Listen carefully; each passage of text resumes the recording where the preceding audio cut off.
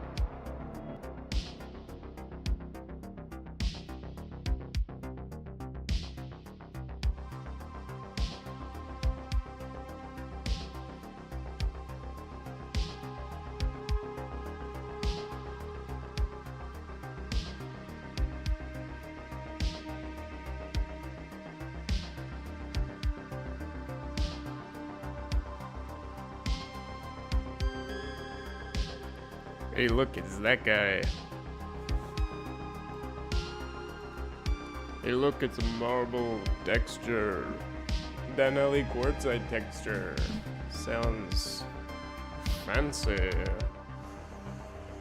Alright, so how you doing? And yes, I'm wearing my green shirt, so I'm partially invisible. It's my invisibility cloak, but you know, it's how we do. It's, you know, hey, here, bud. So,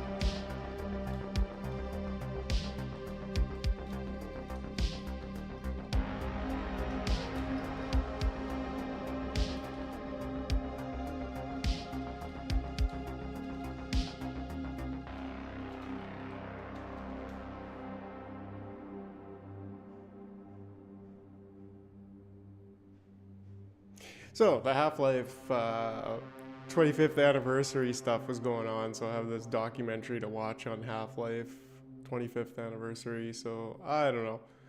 Yeah, definitely one of the defining games of a generation. Probably one of the best games ever. And as you probably know, if you listen to me for any amount of time, you know that I know the story. Hold on.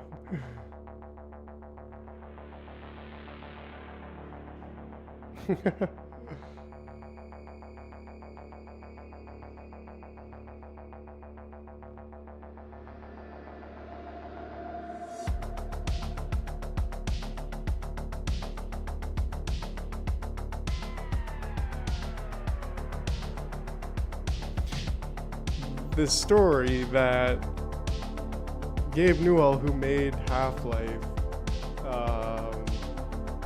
broke up with Bill Gates. Not really broke up, but like they weren't dating, I don't think. American computer programmer and businessman. Hold on, the music is a little bit on the loud side. Can't hear myself think. Dude's old now, 61 years. Wants fun instead of realism. Guy's freaking Santa Claus now.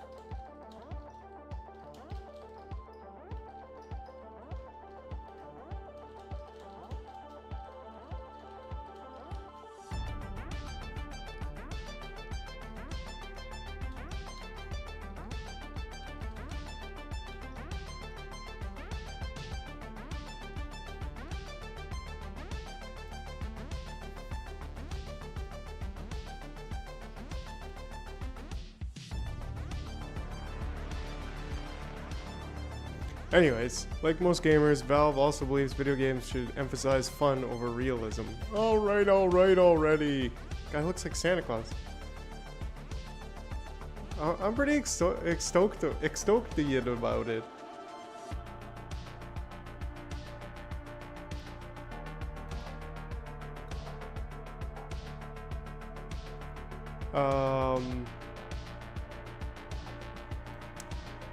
But yeah, so Gabe Newell created Steam, which is like the platform, you know, Chuck, you might not know, but every internet nerd knows.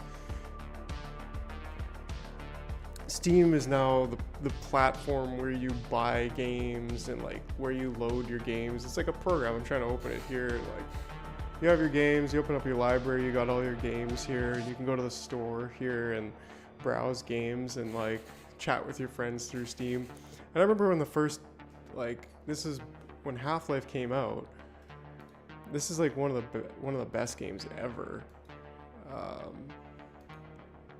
It wasn't on Steam, and we're all like, oh, they're changing to Steam, this sucks, whatever. But the point is that Gabe Newell, early life, Microsoft. So he spent 13 years at Microsoft as a producer of the first 3 releases of Windows operating system. Later said that he learned more during his first 3 months at Microsoft than he ever did at Harvard, which is one of the primary reasons why he dropped out.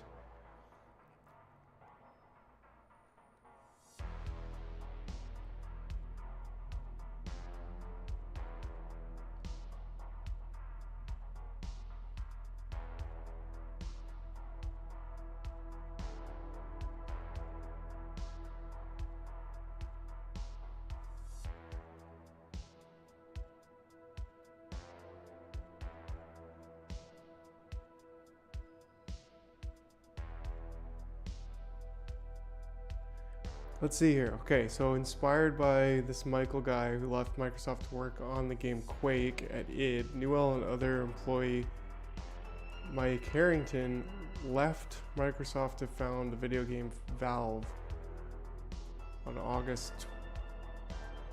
Man, I called this guy one time when we were kids. We found his phone number on the internet, and I called him in the middle of the night. He looks better as Santa Claus, I'll tell you that much. Gabe Newell, Santa Claus version. Here he's just like, raw, raw, raw, I eat buckets of chicken. But this is still the intro. We're just the chill intro. Let's see.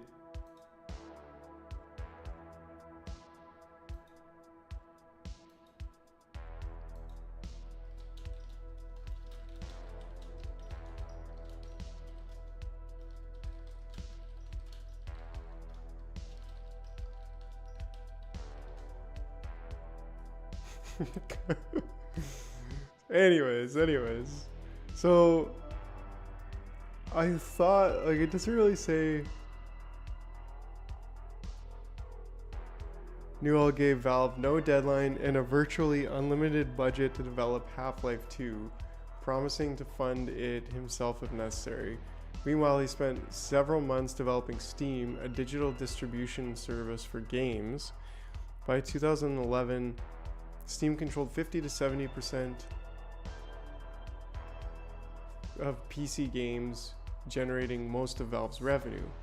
By December 2010, named Newell, a name you should know primarily for his work with Steam and other partners with major developers.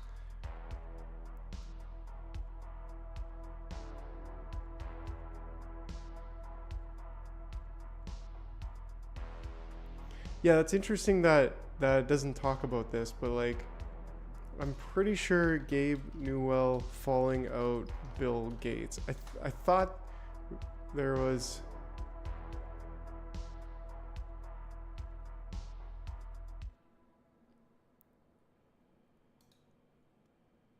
also a Harvard dropout.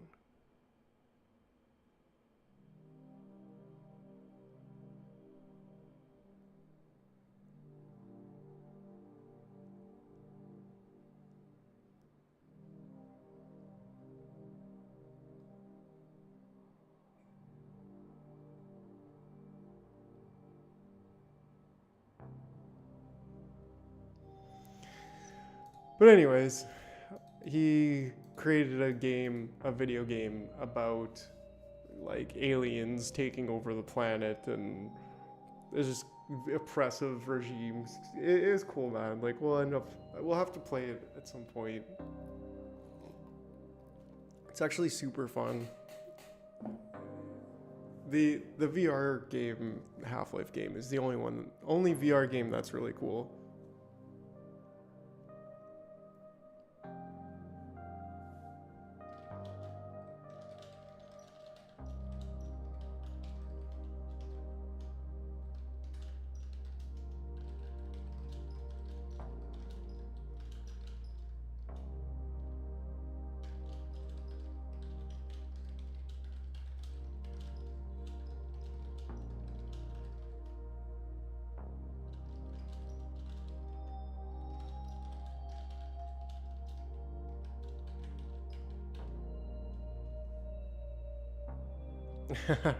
Anyway, so we're gonna take a little side quest today, I think, and just work on this Blender tutorial, at least for a little bit. I've been making this donut here in 3D, and it's just I don't know, I'm getting a little bit exhausted working on the Trash Oracle, so put on your VR goggles, AI is gone. Yeah, no, it's man, that's the funny thing about it is I have had my VR set since 2020 when COVID came around, actually. And it was March. And I bought the VR set because Half-Life Alyx came out that same time. And I just couldn't. I was like, what? My favorite game series of all time was releasing this VR game. And I didn't even know about it until 6 days before it was being released. I'm literally a floating head. That's cool. And like it's one of the best gaming experiences I've ever had, quite frankly. Like it's just so much fun to be in the world. You're literally in the world. You're looking around and you're like shooting them. Oh yeah, that's funny. But yeah, like it's crazy how awesome it is to play a game like that, where you're literally inside of the world. And yeah, wow, this hammer editor, that's crazy. But like it's not really fun to be in VR for very long, and it's kind of annoying, and you get sweaty, and you know, like after playing that game, didn't even touch my VR for like a year and a half, because it's just so, you know, you're just like, wait, I just want to sit down on my computer and play a game like here, like on the screen, like tick tick tick. I don't want to have this friggin' equipment on my head and like all this. So I don't know. It was definitely a super incredible, game-changing, pun intended, game-changing gaming experience. But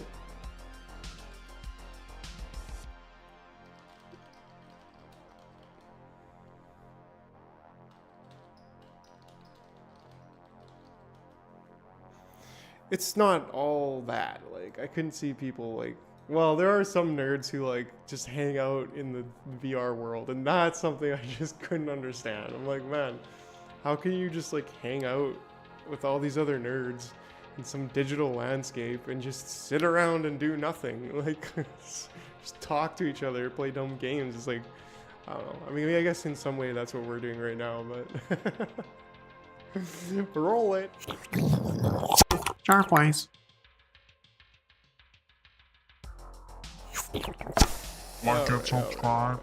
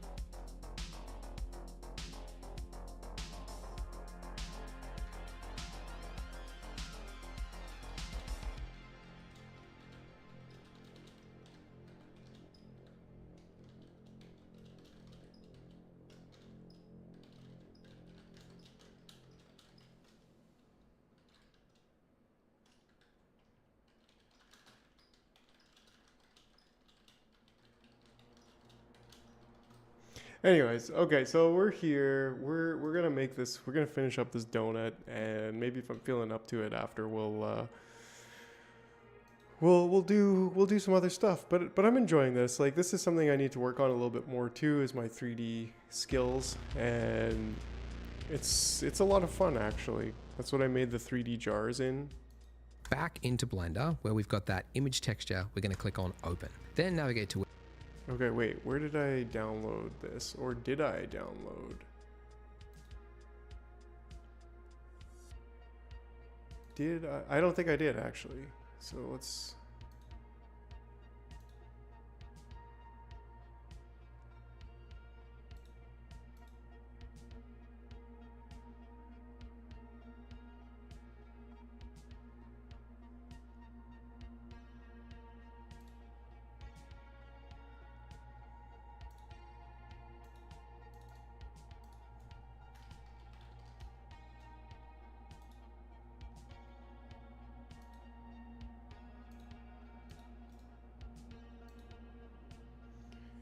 Maybe I should have Blender assets somewhere else that's not.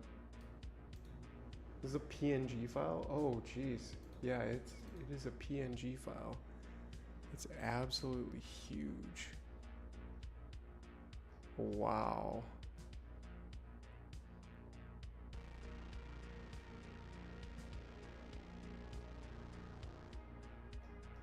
Makes sense. It's got a little bit of metaliness, roughness.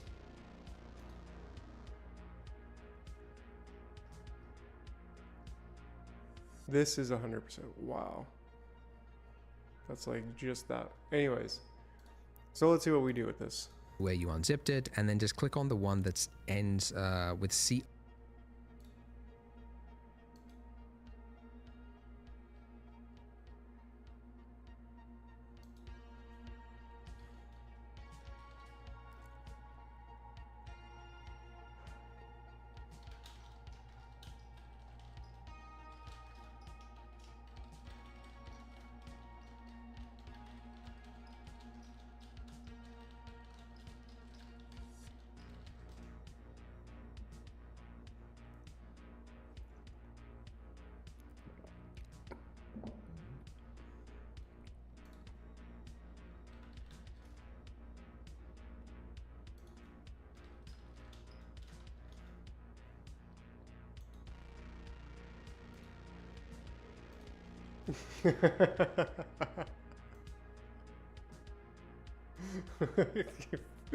I'm chatting with one of my buddies, my old OG buddies, internet buddies. So, anyways, you know how it is. Let's go. Okay. Kind of doing three things at once here, but how you doing, Chuck? How you doing, anyways? I mean, dang, yo. How's things been? How you doing? How do I open? Do I just click open? Is that what he said to do? OL in the name. Where you unzipped it into Blender, where we've got that image texture, we're going to click on open. Then navigate to where you unzipped it, and then just click on the one that ends with COL in the name, and then just hit open. And here it is. Okay, and it looks great up close. Only problem is, of course, look at that reflection. So bland, so fake. And as I mentioned before, fake is the enemy, and you need to squash it by just adding variance. So that's where our squash the fakeness. Okay, so this is where?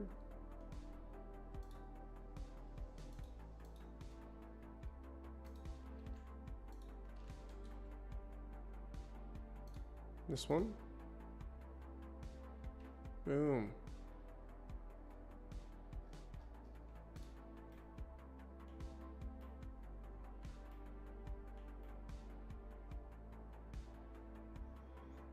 You will be silenced.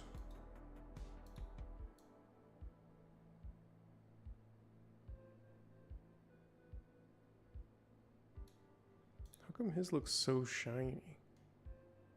Oh, because the roughness he turned down.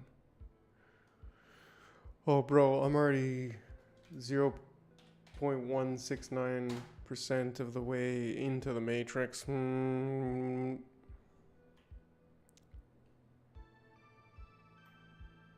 The Alex Jones game. Oh man, I'm glad you enjoyed it. You sound like you enjoyed it more than I did. Like, it was cool, but like, yeah, I don't know. roughness map is going to come in.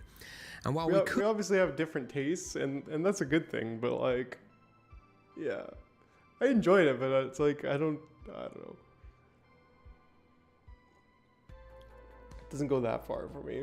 I was like, kind of like, I would wish I didn't buy try to add it in here. Yeah, This right? section on the right hand side. That, like, that's the kind of thing that really gets you, is the references, which is cool, man. You know, like it's definitely cool, and I think that's why you love that.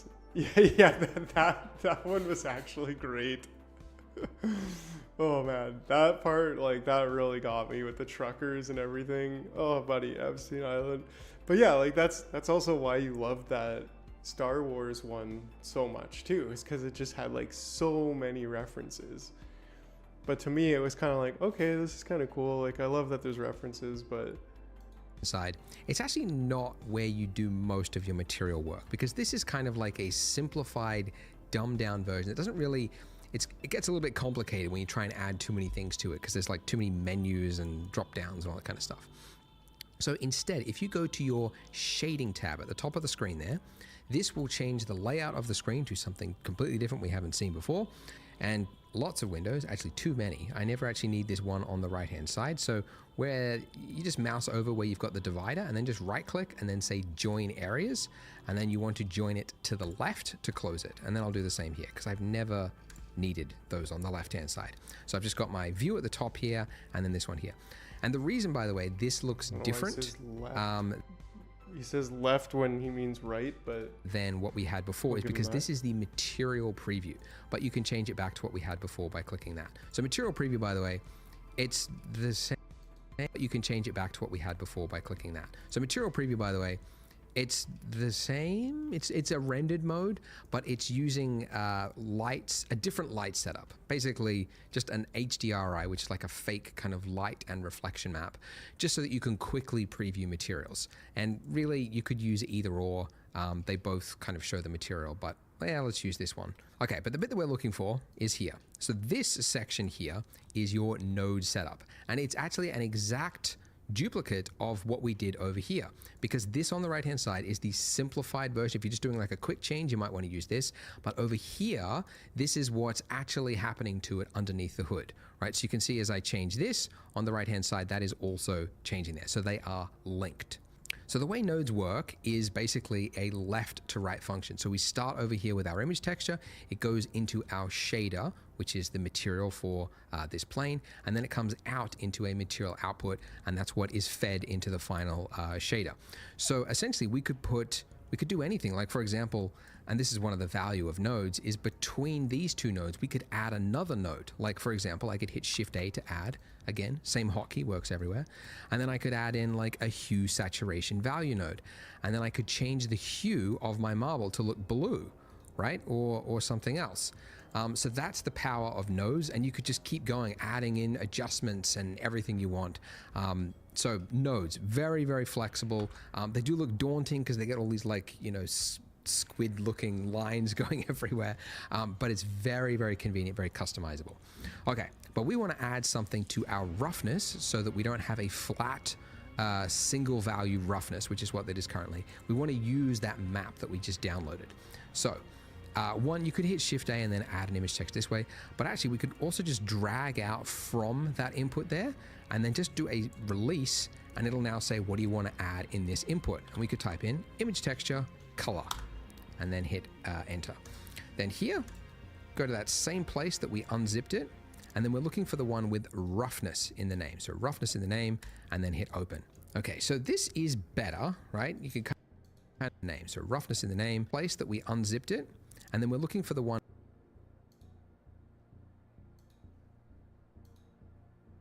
with roughness in the name. So roughness in the name, and then hit open. Okay, so this is better, right? You can kind of see we've got some detail there, but it doesn't look quite right. Something is not going right. It's because when you add an image texture, Blender doesn't really know what type of information it is yet. And by default, it's looking at the color information, even though there isn't really color there. So instead, we need to tell Blender, this is a special map, and we're just looking at the values, right? So essentially, the color space here, we need to change it from sRGB, where it's a standard photo color, to instead non-color data, or just non-color, I guess they've changed it. But now you can see that looks correct, right? So look at all that. We got scratches, we got smudges. It's infinitely more realistic than what we had previously. So beyond that though, we could also add in cool little tiny bumps, okay? So bumps are in a place you would not expect. There's not a bump value here. It's actually under normal. So normal, you hear that word a lot in 3D. It just basically means the face, which direction is the face pointing, right? So if this is your face of the plane, you're pointing this way, that's the normal, right? but you can change the normal information to kind of tweak it to pretend like there is detail in that, okay? What, Essentially, Klaus riding we can on plug in Satan? a specialized map called a normal map. Okay, so we're going to drag out from that normal map and then release, and then image texture, that's the last use thing, that's the one we want. I'm just going to click color, then drop, and then hit open, go to that same folder, and then this is the one, the purple one. It's the weirdest looking map. You always know you're looking at a CG texture map directory because it's the purple one and it's got NRM in the name for normal. And hit open. And just like before, nice. it's not going to be correct because it Yeah, that's the one that I made too. That one was a hit. Like, people really like that one. thinks this is a I should print color some more. image texture, just like for photos. So we need to change it again to non-color data. And now you would think that would fix it.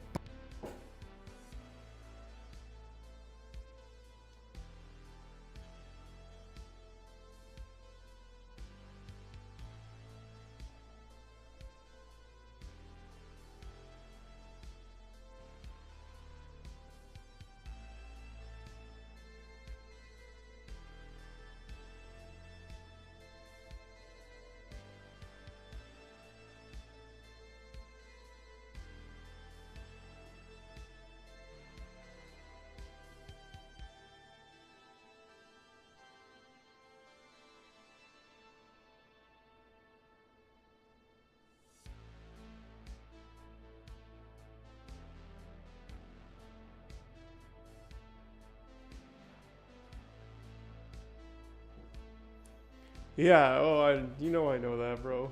That's why I made that one. It's just, I was like, wait, Pepe the Frog. Like, I had a thing for the Gadsden flags for a while. But no, it looks even worse. What did we do?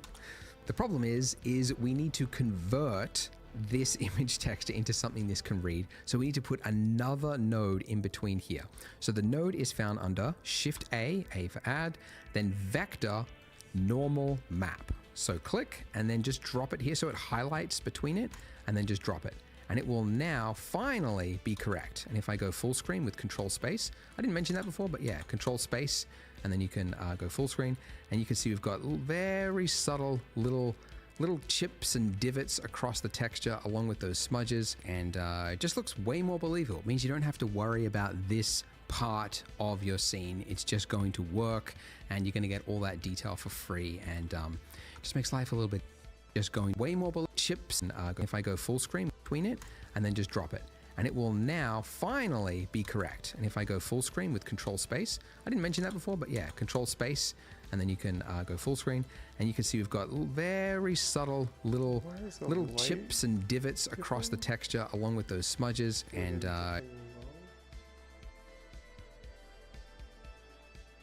you would think that would fix it, but no, it looks even worse. What did we do? The problem is we need to convert this image texture into something this can read. So we need to put another node in between here. So the node is found under Shift A for add. Oh, color space here. Non-color. There, so that fixes it now. Now it's got like little bumps on it and stuff. Looks even better. That's pretty cool. That's pretty cool if you ask me. No, it looks like a real marble place with a semi-real donut. We'll get there with the donut, don't you worry. It's looking pretty delicious right now, but like, it's not looking that delicious. Then vector, we're almost done this tutorial map. too. So click and then just drop it here so it highlights between it, and then just drop it. And it will now finally be correct. And if I go full screen with control space, I didn't mention that before, but yeah, control space, and then you can go full screen, and you can see we've got very subtle little chips and divots across the texture along with those smudges, and it just looks way more believable. It means you don't have to worry about this part of your scene. It's just going to work, and you're going to get all that detail for free, and just makes life a little bit easier. But it is a lot of work. Like, what you've just made is a PBR shader, and yeah, it's a lot of work. All those little maps and everything, and having to know which setting is which. But it is a very common thing to learn, so that's why I wanted to include it in here. If I could plug cool, my own website again, detail. though, I will say we did hear you, because a lot of people say that. So we actually made an add-on called the Polygon add-on, which I'll actually show you how to install later on, because that is actually important for 3D, because you use a lot of add-ons. But to plug it very quickly, it actually does all of that without you having to leave Blender. So it'll download the texture for you. There we go. See, it's downloading. It's actually faster through the add-on. And then once you've got it, you just hit apply, and then it will do all of that node work for you in the background, and it'll just apply it to the mesh for you. So you don't have to do all that all the time. And in fact, most people, I think, if you're working on big scenes, you're using libraries, you're using add-ons like this, so you don't have to do it all manually all the time. But it is important to know the process, so that's why I wanted to show it. But anyways, this was our material, and we are happy with it. Well done. Let's go back to the layout tab. And now we're going to do one more thing. So you see our donut base here. Let's just isolate this donut for one moment here by hitting /, which I mentioned previously. Okay, when you're in /, this is isolate mode, which means it's literally turning off everything. Let's just one more thing with it. Well done. Let's go back to the layout tab. And now we're going to do one more thing. So you see our donut base here. Let's just isolate this donut for one moment here by hitting /, which I mentioned previously. Okay, when you're in /, this is isolate mode, which means it's literally turning off everything, including the lamp, which is why it's dark. But if you turn on material preview, then you get this. So this is okay. But if you look at real references of donuts, you'll see that it's typically whiter around the middle. And the reason for that is, as I mentioned before, the way it cooks, right? It's only like half submerged, and then it's flipped. And it means that the bits that are closest to the surface are cooked less. So there's usually like a whiter part around the rim. And I mean, really, this is just an excuse to show you another part of Blender, which is texture paint. So at the top there, click the texture paint tab. And again, let's go into isolate mode with our donut there. Why are we not seeing? Okay, there we go. So what texture paint means that the bits that are closest to the surface are cooked less. So there's usually like a whiter part around the rim. And I mean, really, this is just an excuse to show you another part of Blender, which is texture paint. So at the top there, click the texture paint tab. And again, let's go into isolate mode with our donut there. Why are we not seeing? Okay.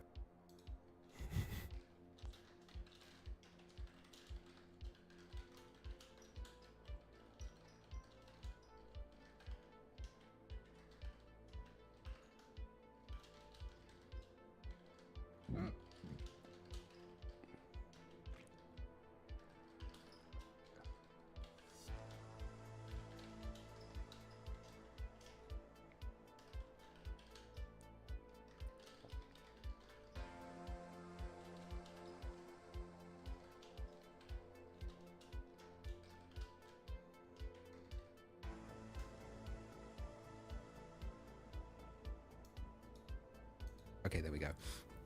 So what texture paint does is it lets you paint directly onto your mesh. But if we try doing it, you can see nothing's happening. And it does give you a warning at the bottom, missing textures. To try doing paint out there, click the texture, another part of Blender, which is texture paint. So at the top there, click the texture paint tab. And again, let's go into isolate mode with our donut there.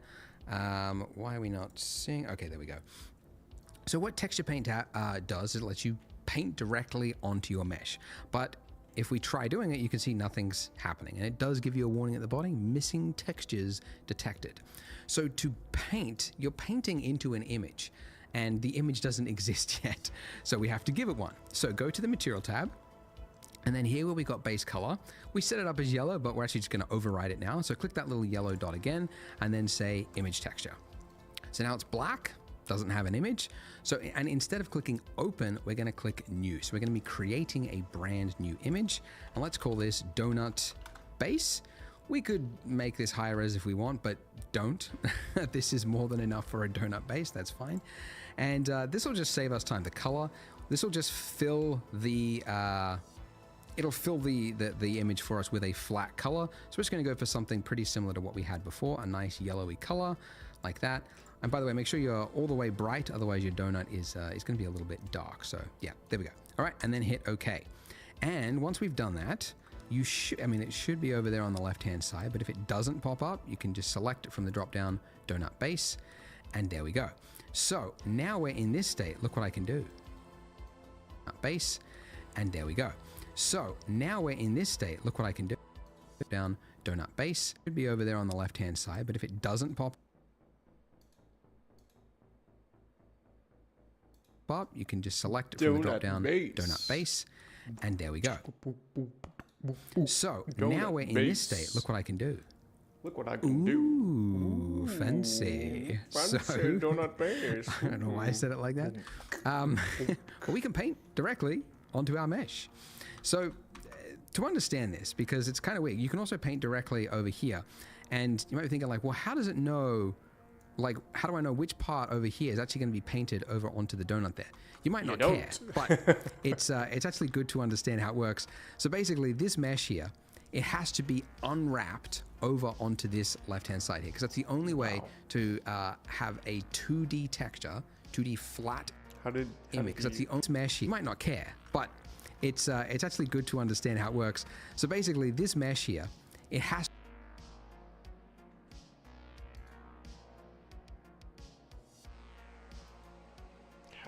be on.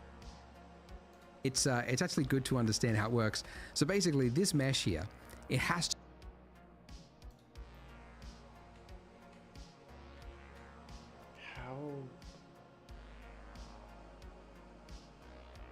to be, it's actually good to understand how it works. So basically this mesh here, it has to be unwrapped over onto this left-hand side here, because that's the only way to have a 2D texture, 2D flat image be applied to a mesh, is to unwrap it in some way. I mean, there's projection. I'm not getting into that. To unwrap it. And unwrapping is essentially like, there is a meme actually that explains it. But if you have like a chocolate, right, that is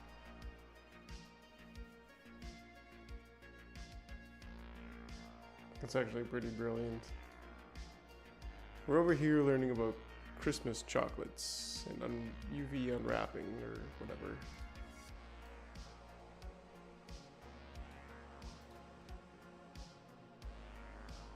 it is wrapped in some tinfoil. If you flatten it out, that is essentially UV unwrapping. There are little places in that wrapping where there had to be a cut, right? And then that cut was wrapped around the object. That's what UV unwrapping is. So the reason this works for us is because the cuts are actually already in place for default objects. So this torus is already perfectly UV unwrapped, so we don't have to do anything. I did want to mention it though, because it's important to understand UV unwrapping. Anyways, so we could actually paint directly on here, as I mentioned. White is a little bit too extreme though. So I'm going to click that and choose a color. First of all, I'm going to select the eyedropper and then not click over here because that's got shading information. I'm going to click on the left-hand side so we get the exact color. And then I'm going to make it closer to white. So not fully white because that'll be too far, but closer to white. And I'm also going to change the strength of my brush. Yeah, I'll make it about halfway. And then now I can do paints across it. And this will enable you to get a much more natural feel because you'll have, just like, in fact, I might even go a little bit softer, and that way you can kind of just paint across it.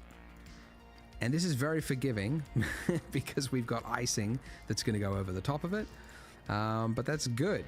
We don't want it to be too extreme. Let's just make it, I might go the other way, make this a little bit more saturated. Anyways, that's basically all we need to do. We just want to just dab our toes into the field of texture painting. I would say texture painting, by the way, it's one of the weaker areas of Blender. It's actually due for an update at some point in the future, but it doesn't do like, you can't paint into like the height information or the roughness information at the same time like you can with Substance Painter, but it's got basic functionality. Now, Importantly, this is an image, but it's not saved into your blend file. It still needs to be manually saved. So see at the top left-hand corner there, it's got image with a star. If you see that star, it means you've got changes that haven't been saved. So we need to go image and then save and specify where are we going to put our image. Because if we don't do this, we're going to lose it. So it has to be saved somewhere. So I'm just going to save it, anywhere. It has to be saved somewhere because it will not be saved as part of the blend file. Very important to know that, otherwise you can lose texture paint work that you've done. But there we go. So now to bring back everything, remember if it looks like, where's the rest of my scene gone? See the top left-hand corner, local means it's isolated mode. So that means you just have to hit / again, and it brings back everything. And there we are. So that's the extent of this part of the tutorial. As I mentioned, some of you might be wondering, when are we going to make that lovely subsurface scattering? We're going to do that in the future after we do the sprinkles, because it's too hard to see at this point. So there we go, guys. Join me in the next part, and I'll see you there. And that's it. That's it. We got the little bit of color variation on there. We can't really see it too well, but it looks good. It looks good to me. We got our marble table that's got different awesomeness to it. There you can see the awesomeness. Look at that awesomeness. Yeah, so that is our donut. That is our donut. I'm doing it. I'm doing the very, very free, entirely free donut tutorial on YouTube from Blender Guru. And it's super cool. Definitely gives me something to progress with, but just a little bit different. What did he say about saving the texture? I better. Now, importantly, this is an image, but it's not saved into your blend file. It still needs to be manually saved. So see at the top left-hand corner there, it's got image with a star. If you see that star, it means you've got changes that haven't been saved. So we need to go image and then save and specify where are we going to put our image. Because if we don't do this, we're going to lose it. So okay, it has to be saved somewhere. So I'm just going to save it, anywhere. It has to be saved somewhere because it will not be saved as part of the blend file. Very important to know that, otherwise you can lose texture paint work that you've done. But there we go. So now to bring back everything, remember if it looks like, where's the rest of my scene gone? See the top left-hand corner, local means it's isolated mode. So that. Okay, cool.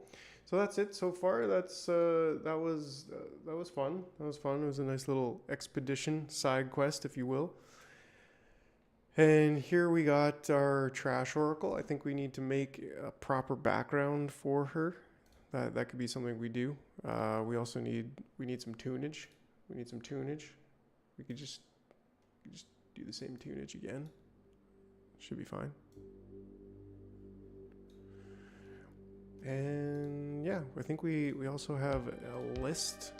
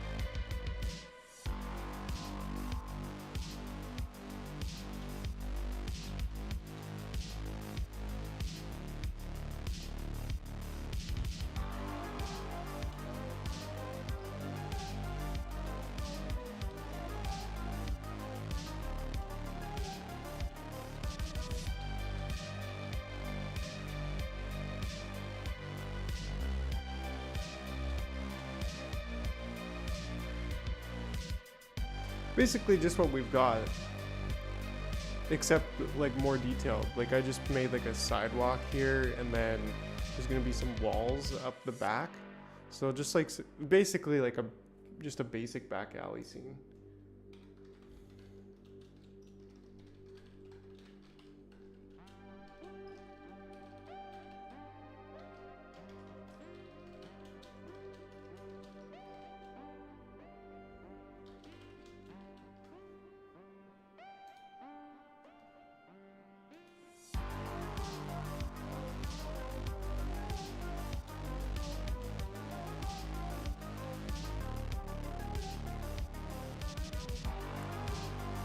Apparently I've got to do a quick update on my website though, because I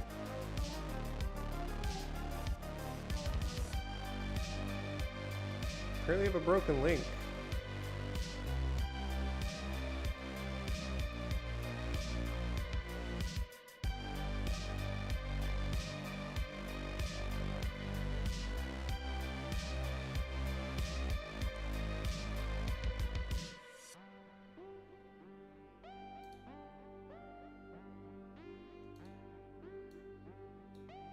This here should be at Jar.Place.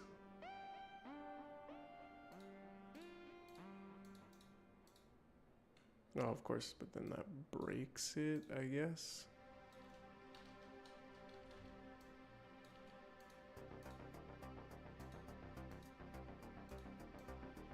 Changes the color if I do it that way, so it's better if I do it this way. Republish.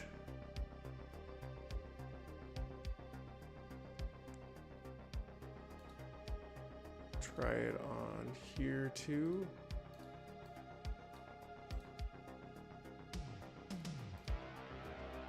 Should actually be changing this too, actually.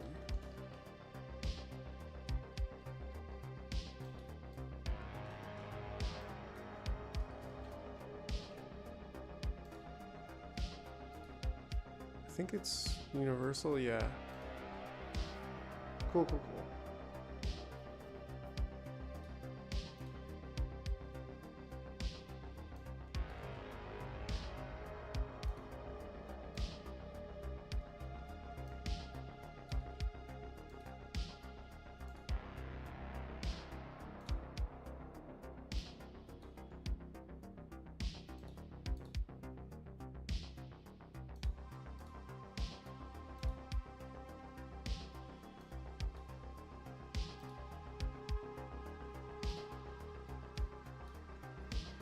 There, so that should be, hopefully,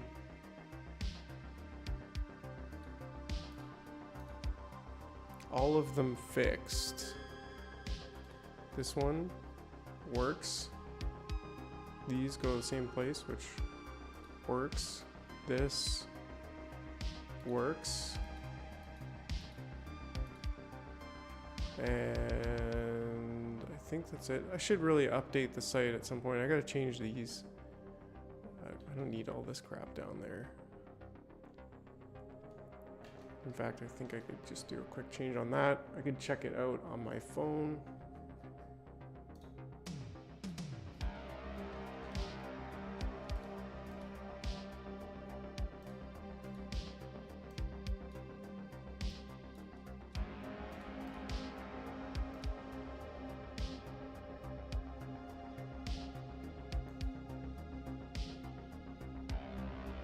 That even just looks better too. Just nice and simple. It's not actually designed by Vantex Digital anymore. Sorry, bro. No.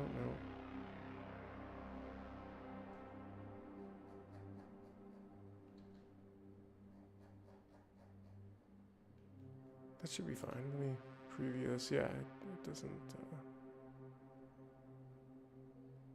Preview mode, back to editor. I think I wanted to just.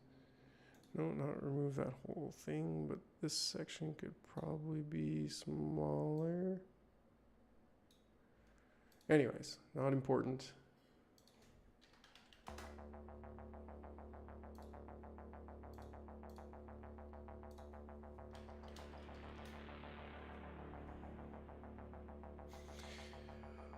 cool. So, the background.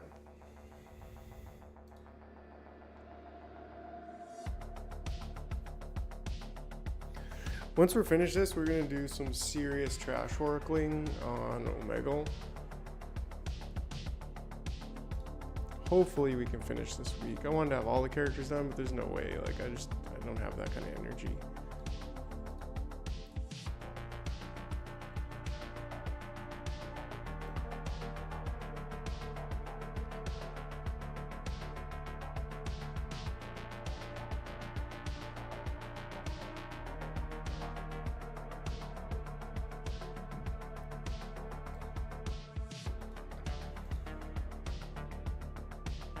I mean, we could almost keep most of what's going on here.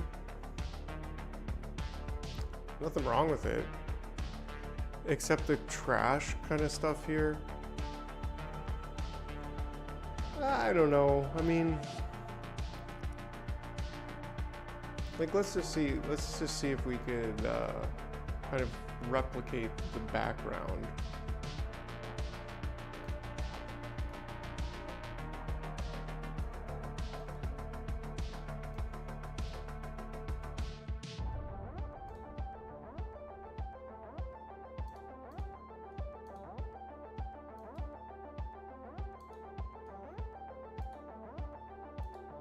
Something like this.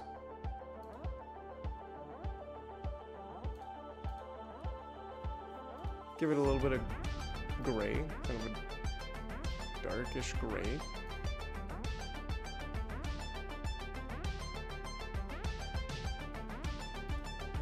And take a brush.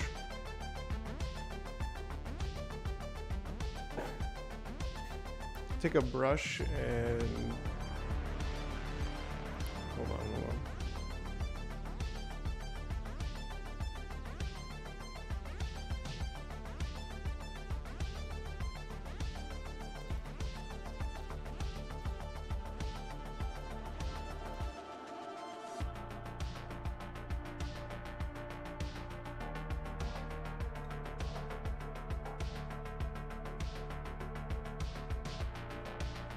Oh, yes, well, hello there. Well, it's good to see you this evening.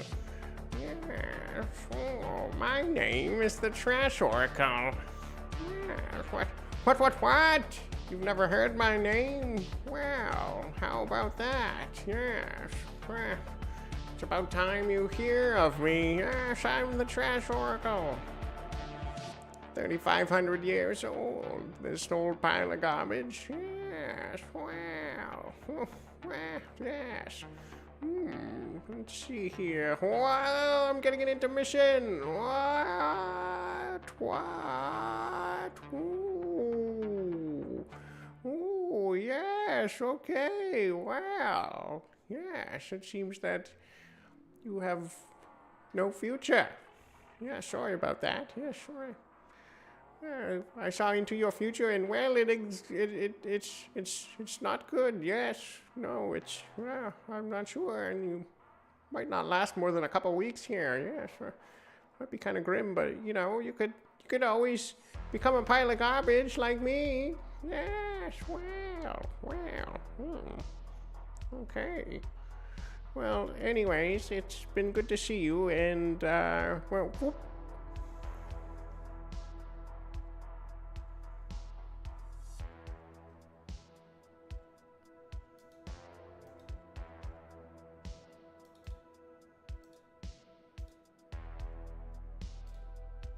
Sorry guys, I don't know what happened there, but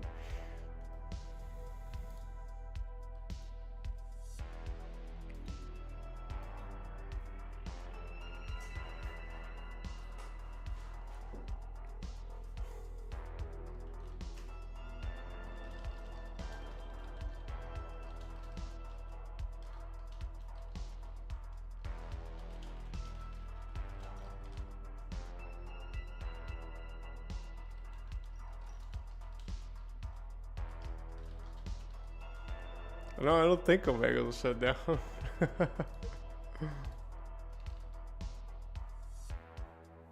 Yeah, it's still... Oh, it is shut down, isn't it?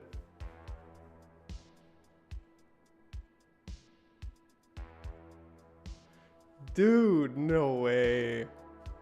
How did it get shut down? This is a long ass thing to... The human cost.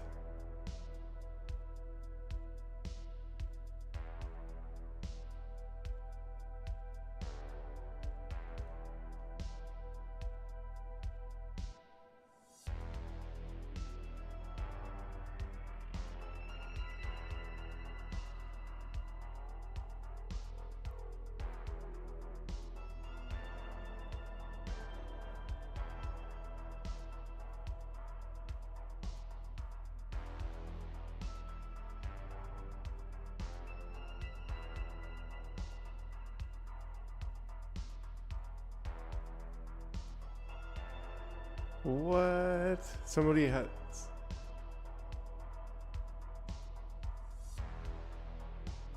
This is interesting. I'd love to read this, but I don't have the time for it right now. I mean, we could read it together, but...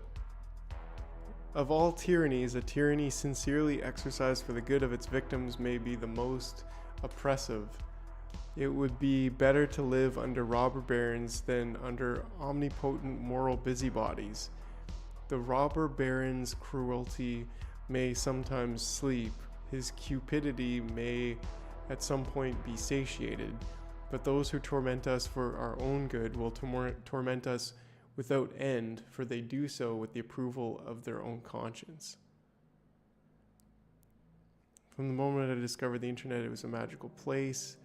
Growing up in a small town relatively isolated from the larger world, it was a revelation how much more there was to discover. Yeah, I feel the same way. How many interesting people and ideas the world had to offer. That's actually really cool to think that it's like, yeah, the internet offered a more broad worldly experience.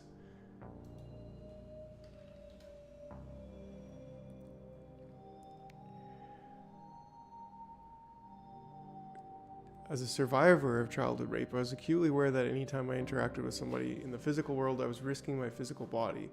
The internet gave me a refuge from that fear. I was under no illusion that only good people use the internet, but I knew that if I said no to somebody online, they couldn't physically reach through the screen and hold a weapon to my head or worse. I saw the miles of copper wires and fiber optic cables between me and other people as a kind of shield, one that empowered me to be less isolated than my trauma and fear would have otherwise. I launched Omegle when I was 18 years old and still living with my parents. It was meant to build on the things I loved about the internet, while introducing a form of social spontaneity that I felt didn't exist anywhere. If the internet is a manifestation of the global village, Omegle was meant to be a way of strolling down the street in that village, striking up conversation with people you ran into along the way. That's cool, yeah. The premise was pretty straightforward. When you used Omegle, it would randomly place you in a chat with somebody else. These chats could be as long or short as you choose. If you didn't want to talk for any particular reason, for whatever, you could simply end it, move on to somewhere else. It was the idea that meeting new people distilled to almost a platonic ideal. Users were anonymous. This made chats more self-contained. Less likely a malicious person would be able to track someone else down off-site after their chat ended. Didn't really know what to expect when I launched it. Would anyone even care about some website that an 18-year-old kid made in his bedroom, in Vermont with no marketing budget? But it became popular almost instantly after launch and grew organically from there, reaching millions of daily users. I believe this had something to do with meeting new people being a basic human need, and with Omegle being among the best ways to fulfill that need. As the saying goes, if you build a better mousetrap, the world will beat a path to your door. Over the years, people have used Omegle to explore foreign cultures, to get advice about their lives from impartial third parties, and to help alleviate feelings of loneliness and isolation. I've heard stories of soulmates meeting on Omegle and getting married. Those are only some of the highlights. However, there are also lowlights. Virtual any tool can be used for good or evil, and that is especially true of communication tools due to their innate flexibility. The telephone can be used to wish grandma a happy birthday, but also can be He used to call it bomb threats. Oops. Sorry, YouTube. I believe in a responsibility to be a good Samaritan and to implement reasonable measures to fight crime and other misuse. This is exactly what Omega did. In addition to a basic safety feature of anonymity, there was a great deal of moderation behind the scenes, including state-of-the-art AI operating in concert with a wonderful team of human moderators. Omega punched above its weight in content moderation. That's pretty cool. Moderation, positive impact, worked with law enforcement agencies and the National Center. Yeah, they shut it down, bro. That's why there are people rotting behind bars right now, thanks to, in part, to evidence that Omega proactively collected against them and tipped the authorities off to. That's cool. Because, yeah, I'm sure there were some really messed up people who would try to use that for, yeah, thinking, oh, it's the internet, it's anonymous, blah, blah, blah. It's like, all that said, the fight against crime isn't one that can ever be truly won. It's a never-ending battle and must be fought and refought every day. Even if you do the very best job possible, and you make a sizable dent, you won't win in an absolute sense of the word. That's heartbreaking, but it's also a very basic lesson of criminology, and one that I think the vast majority of people understand on some level. Even superheroes, the fictional characters that our culture imbues with special powers, fulfill fight against crime that don't exceed in eliminating crime altogether. In recent years, it seems like the whole world became more ornery. Maybe that had something to do with the pandemic or with political disagreements. Whatever the reason, people have become faster to attack and slower to recognize each other's shared humanity. One aspect of this has been a constant barrage of attacks on communication service, Omega included, based on the behavior of a malicious subset of users. To an extent, it is reasonable to question We're almost done here. Reasonable to question policies and practices of any place where a crime has occurred.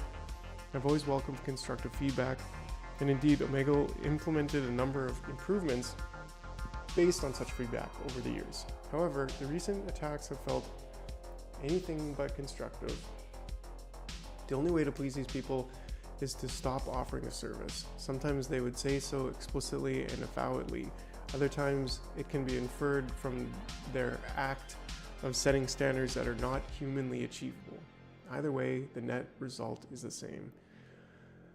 Omegle is the direct attack, the target of these attacks, but their ultimate victim is you.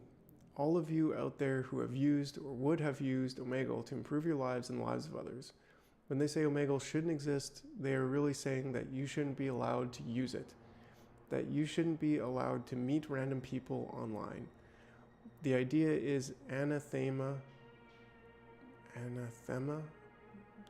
don't know that word, to the ideals I cherish, I'm guessing like opposite, specifically to the bedrock principle of a free society that, when restrictions are imposed to prevent crime, the burden of those restrictions must not be targeted at innocent victims or potential victims of crime.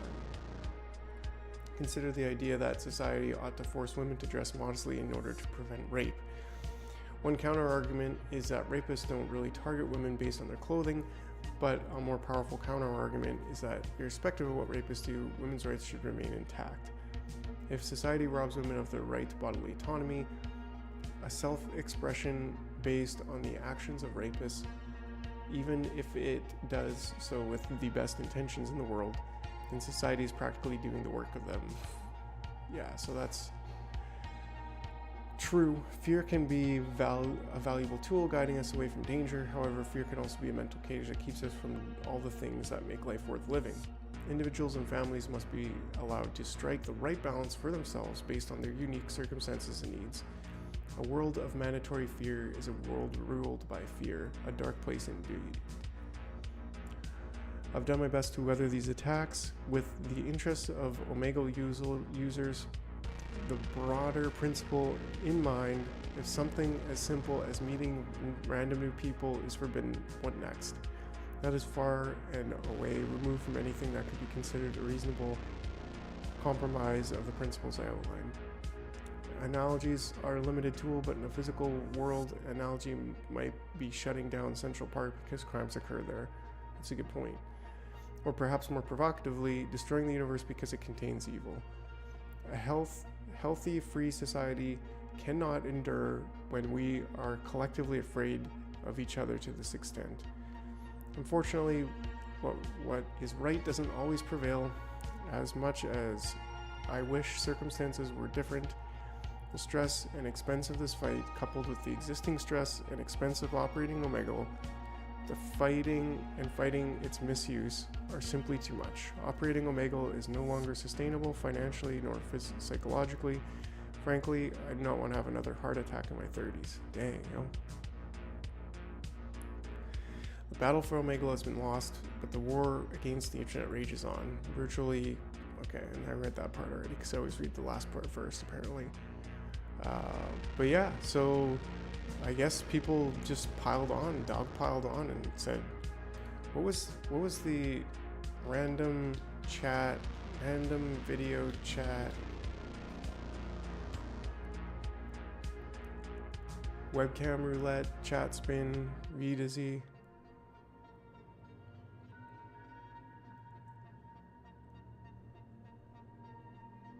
Chat hub. Like there's a lot is what I'm kind of getting at here. So it's not like, oh, we need to use Omegle, but Omegle is just the OG.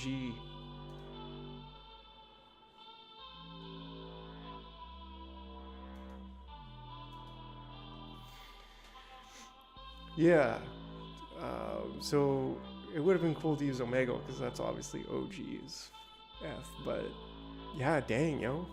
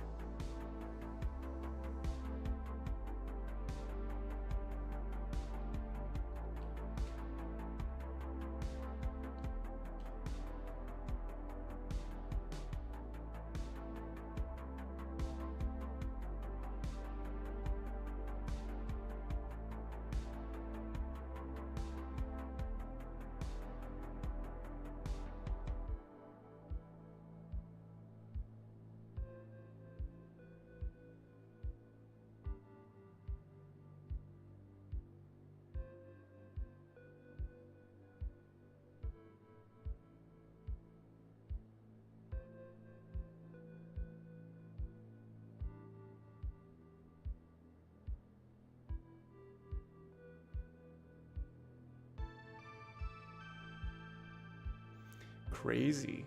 Yeah, so it sounds like I don't know, I'm not gonna read that out loud at this point. That's pretty crazy. It's probably what you could imagine, but it's, you know, it's again, it's like saying,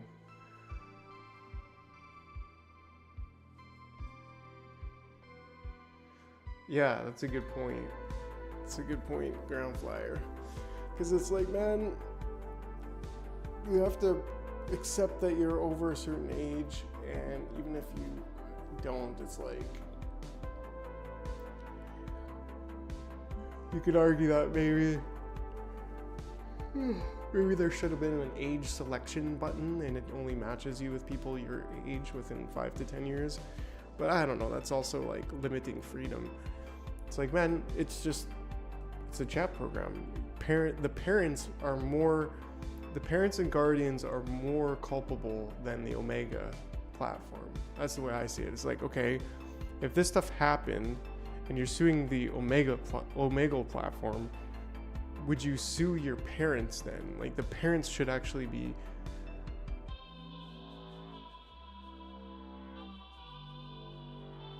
Yeah, you waive any like legal liability by accepting that you're a certain age.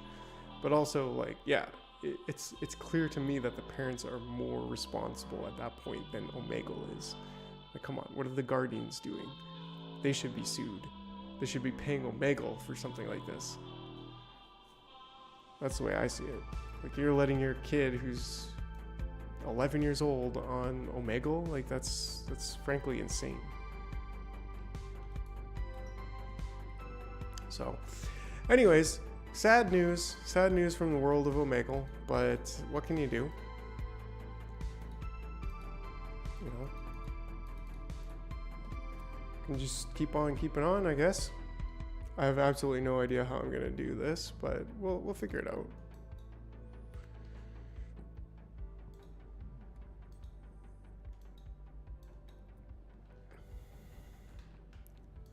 What if we just like basically copy paste this?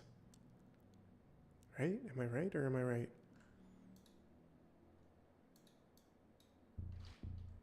I think I'm right. Take this. What I'm thinking here is like something like this.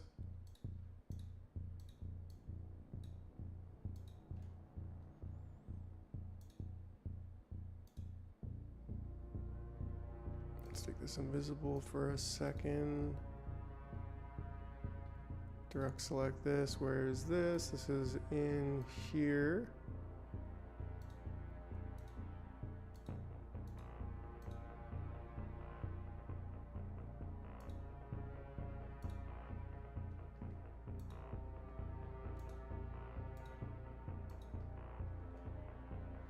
Yeah, that's true, but you know, there's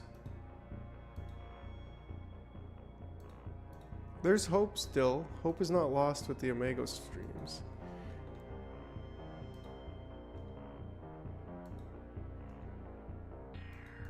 It's just they're not gonna be called Omegle streams anymore.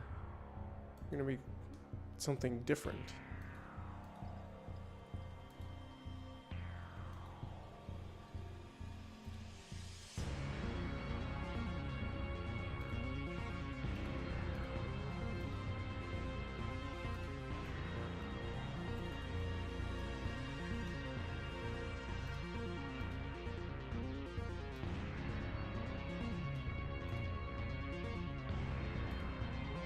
There we go.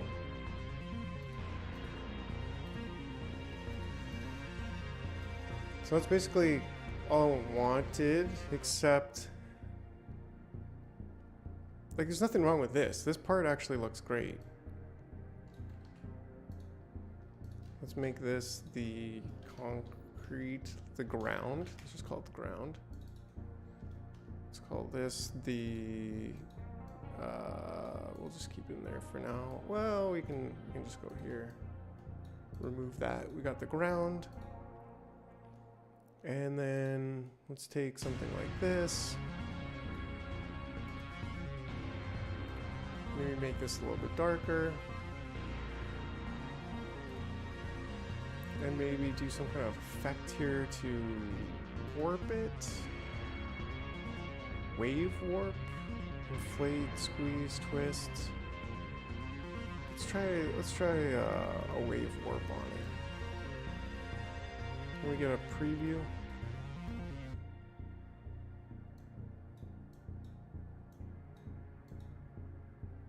It doesn't really give you much. In fact, I'm trying to look for effect, 3D material, no, convert to shape. Distort, zigzag, something sort of like this.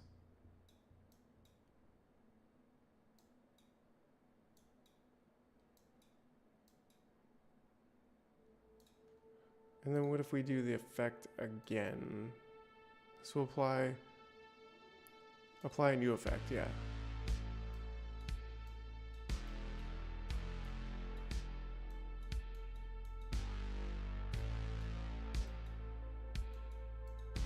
I don't know, there's not really much randomness to this. It's like...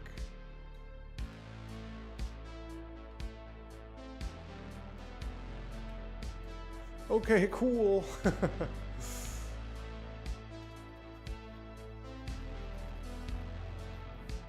I'm not sure.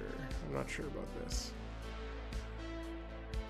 Let's try an AI generation. Back alley wall. Let's just try that.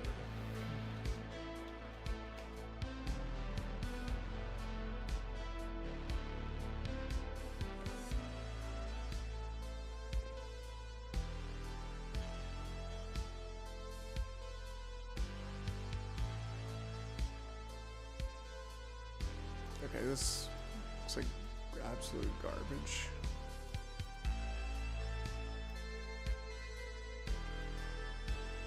I mean, it doesn't need to be anything that radical.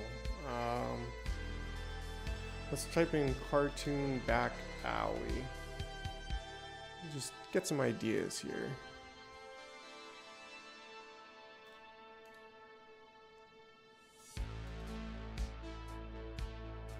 This could be kind of cool, something like this.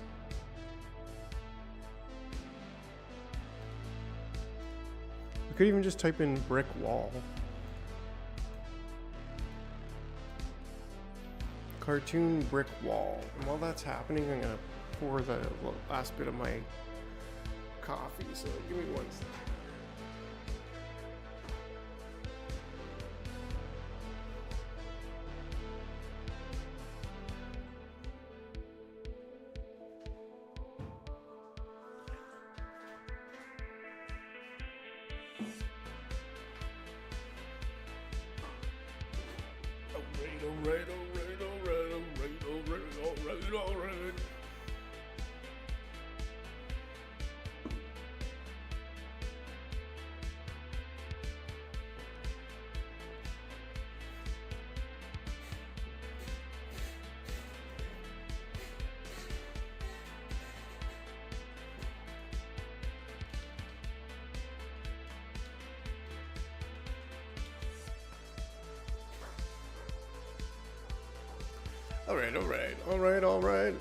Alright.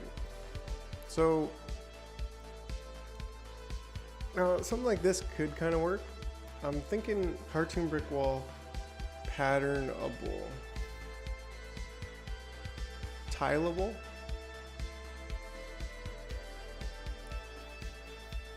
Let's see if pattern works. And yes, I'm drinking coffee at 10:30 at night. Well, it's actually 11:30 here. Kind of go between 11:30 and 10:30. Yeah, okay, perfect. Yeah, right. Now this is more like it.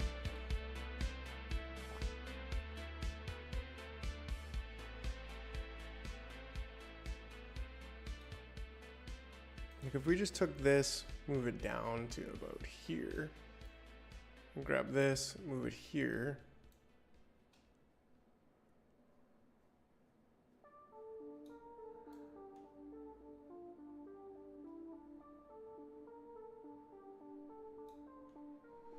I feel like this could work. The only thing is we gotta fix up this part here, which I think if we just put something kind of like this, it's like a little barrier. Concrete. Let's just type in concrete. Let's just see what it gives us.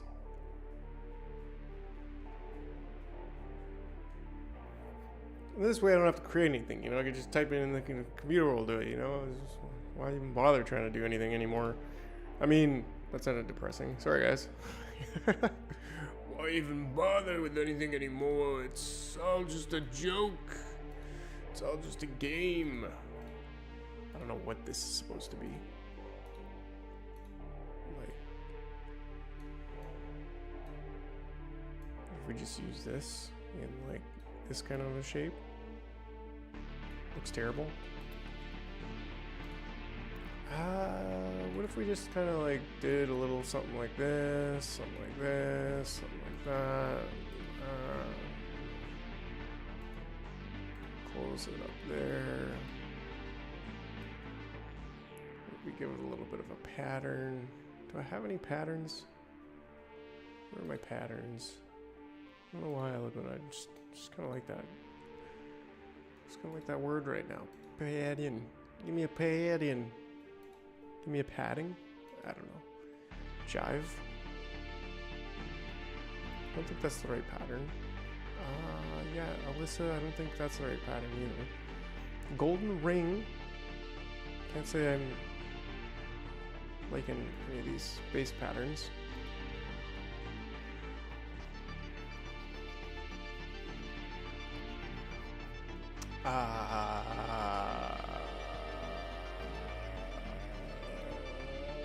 That's definitely not what I want. So, what if we just, I think we need like another...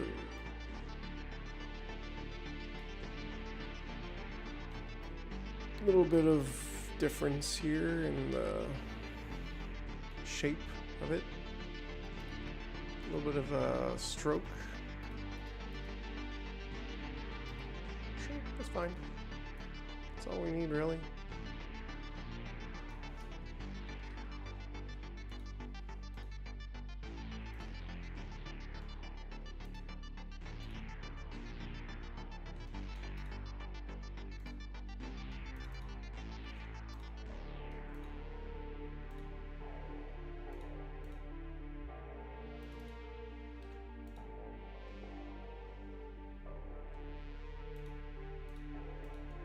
Now, are these like a billion actual little bricks? Yes, frick that.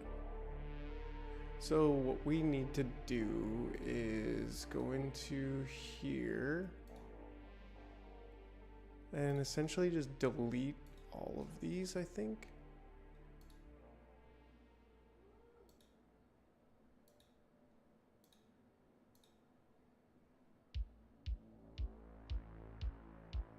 Yes, I do believe so. Just throw those in the garbage. Throw these in the garbage. Make this... ah, crap. Nope. Way to go, Illustrator. You kind of derp the herp on that one, didn't you? Didn't you there, Batman? Oh, okay, that... we have that there too? Yeah, we did. Okay.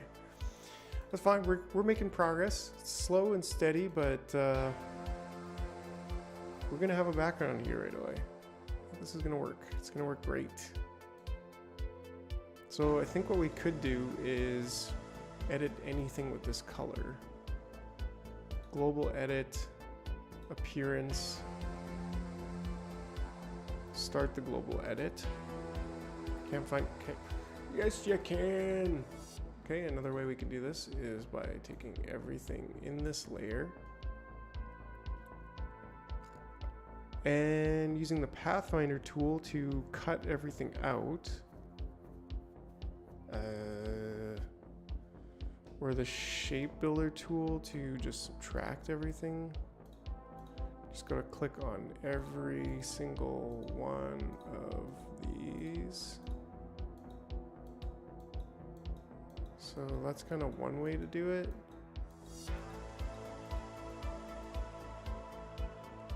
Kind of a pain in the ass way to do it, quite frankly. There's got to be an easier way.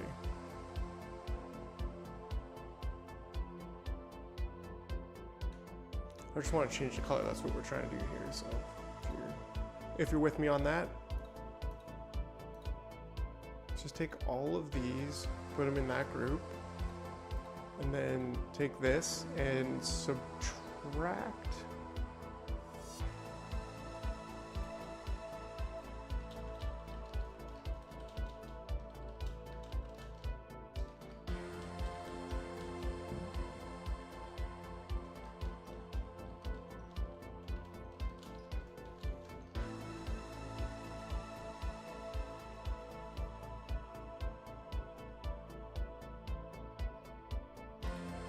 Yeah, let's see if I can...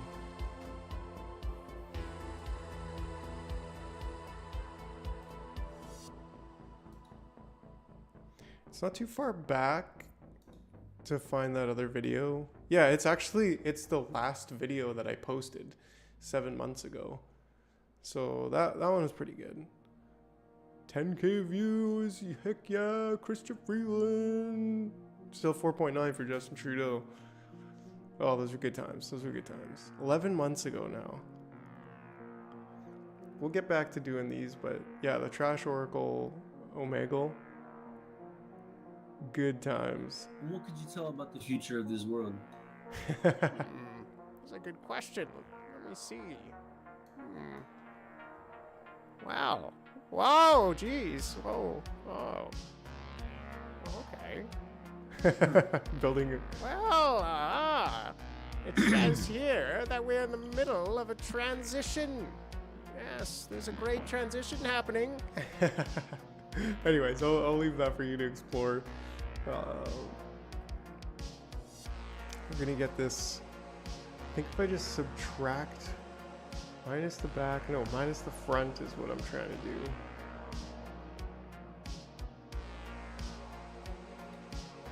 Does that work? I think that did work. That's it. That's the smart way to do it. And of course, we just take this, go like this, put this under, change the color, and now we've got a different color brick wall. Cool. Yeah, we got some gray at the top. That shouldn't matter. But what kind of color should we have here? Maybe kind of a grayish brown.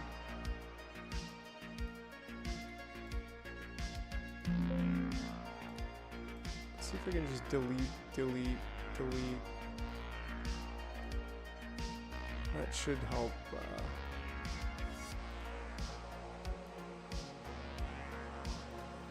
Yeah, that one is pretty fun, man. Like that one was actually pretty funny.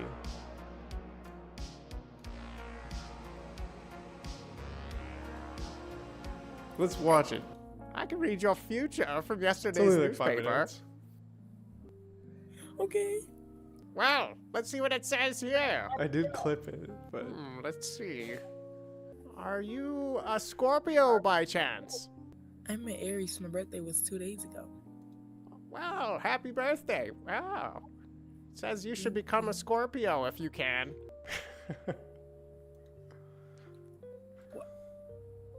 Yes, it says here that you're supposed to be a Scorpio, but you're an Aries instead. Maybe your mama was about to get jiggy with another dude. Okay, pile of garbage. Let's see. What else does it say here? It says that you should communicate. Yes, today presents you with the golden opportunity. The gift of gab is when the moon leaves Taurus and enters the sign of Gemini. Okay, it's just like complete. What the fuck are you saying? I don't even understand you. It says here that you should talk more. You should be more vocal. That's what it said. I'm very vocal. What do you mean? Oh, that's why it wants you to be a Scorpio. Yes, maybe you're stinging like a scorpion with your tongue. Oh. Well, why are you a pilot? Who the fuck threw you away? Yeah, well, that's the closest thing to a compliment I've gotten all day. Thank you. It wasn't a compliment. Oh. You're funny though. Well, I give you that. Oh, thanks. I mean, I'm trying to be serious though. I'm trying to read people's futures, and most of them are talking about dicks. It's kind of weird. And then she freezes like that. It's kind of unfortunate that her mouth got stuck like that. That's kind of frozen in awkward position there for a second, didn't you? No, you froze, but your eyes rolled back. Oh, well, that sounds... I mean, maybe it was because of how you didn't... On my screen, you froze. On my screen, your eyes are back. On my screen, you froze with your mouth wide open. Just saying. So maybe that's why my eyes were rolled back. Maybe that's why. You know, I'm doing pretty darn good. How you doing? That's only 2 minutes, and the rest was chatting with this dude, which is pretty cool, man. Like, he actually got some... I think that the Trash Oracle really spoke into his life, so that was kind of cool. Definitely kind of cool. So, Let's get some more tunes going on. And let's keep on jiving over here. Industrial, dark, synthwave, cyberpunk. No, that's only one song. I want that other playlist from like a while ago. Cyberpunk, dark wave, synthwave, mix, oblivion, royalty free. All right. Sounds like my kind of juice. No, 3 hours cyberpunk, industrial, dark, synthwave mix, ether, Twitch, safe, royalty free. Okay, cool. Anyways, back to so yeah, I mean, like that's pretty good, right? And we just bring everything else back, and I think we have our background.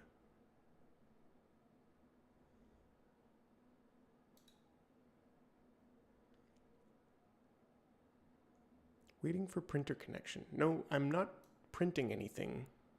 So that was weird.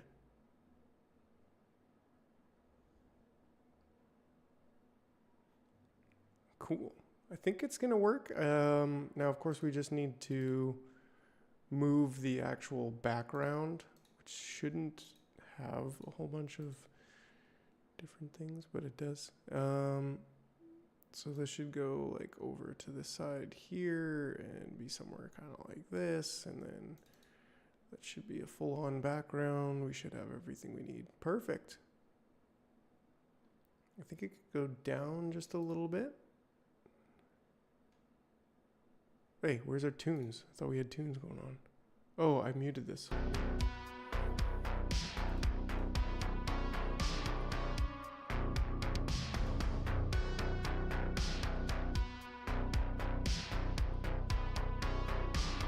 Yeah, that's pretty cool. Well, let's see.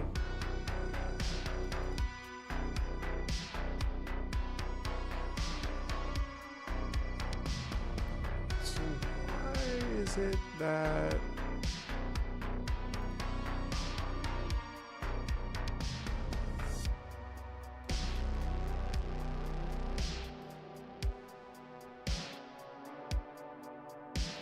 the stench lines go above? Is everything scaled?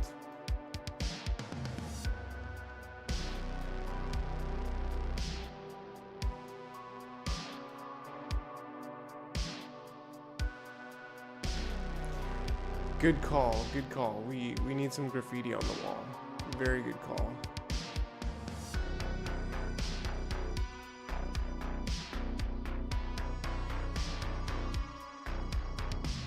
Does everything seem bigger than it was before? Why are the stench lines are out of place? They should be lower.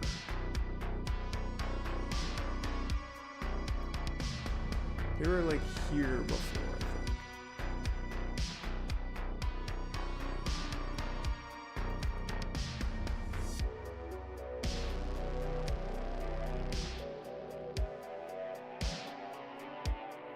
Same thing with the flies positions.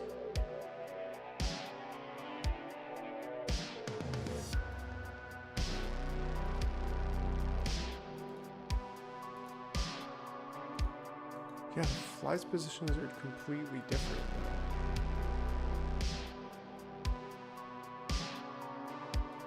now. An MJ logo spray painted on there. I kind of like that, actually. And then I was thinking like a little like trash forever or something. We could have like an MJ logo in like a jar too, and then like some kind of witty thing about garbage, like you can't get lower than garbage, or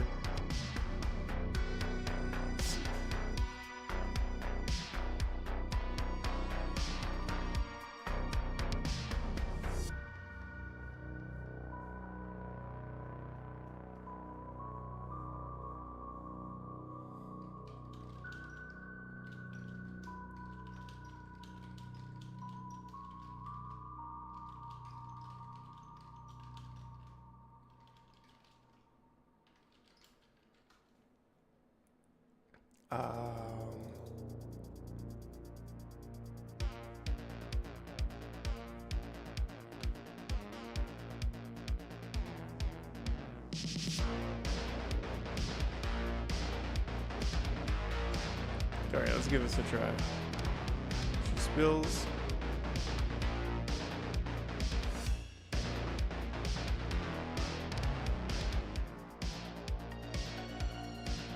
So the background has definitely slowed it down.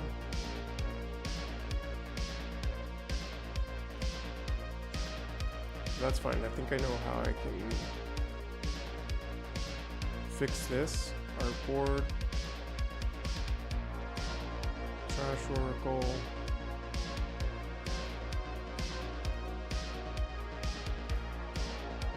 Just export that as a PNG.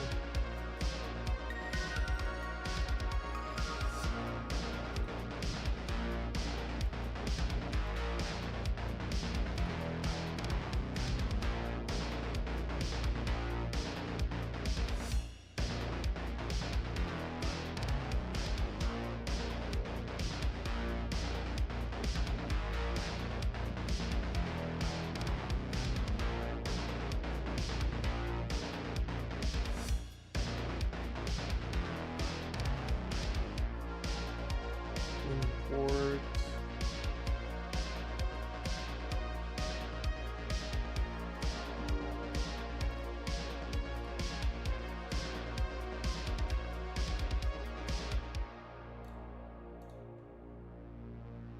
Import the BG.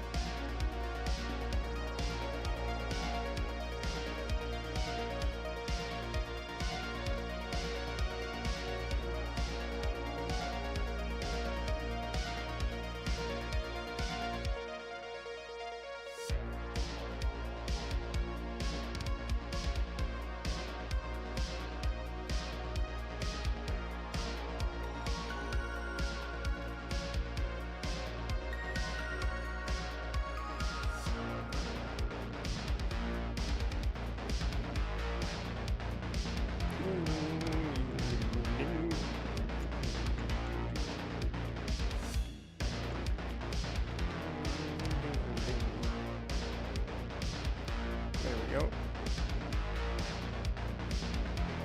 So let's see if that helped. It did help the frame rate, so that's good. I bet if we had... I think we actually have this here. I think if we rendered everything out as images rather than as vector files, it would probably help as well. Broom arms, like even the stench lines. Third eye explode, that's all good. The trash oracle.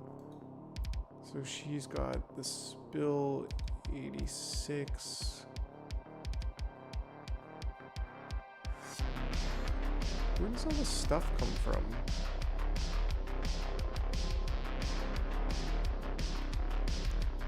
Oh, okay, so it's also there. So those are images, which is fine. I think it should work just fine. Like, even though it's a little bit slow. Yeah, that's totally good. Well, hello there. Yes, my name is the Trash Oracle.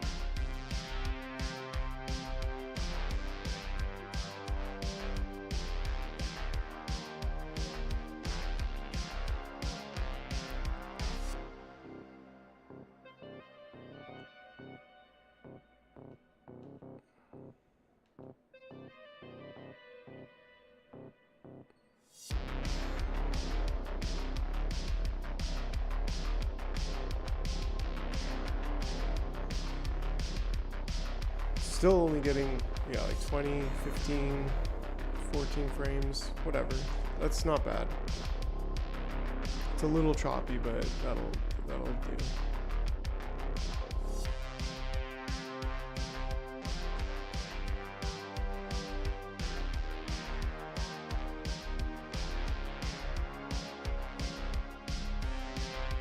I love how the stench line just kind of float up like that.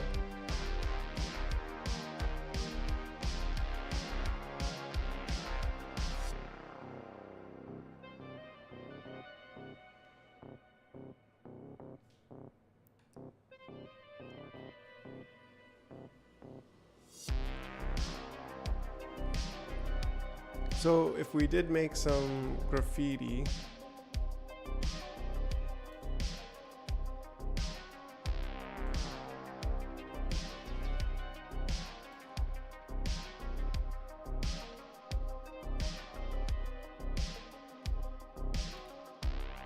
what if we just use Photoshop for that? It might work out better.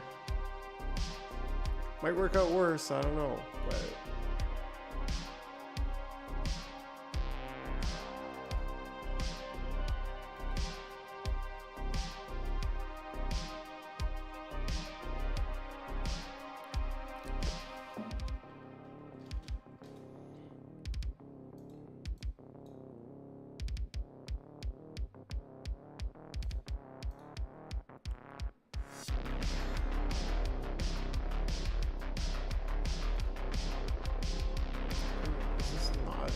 exactly 1080, 1920 by 1080 pixels. 1081. Why would it give it one extra pixel, the artboard?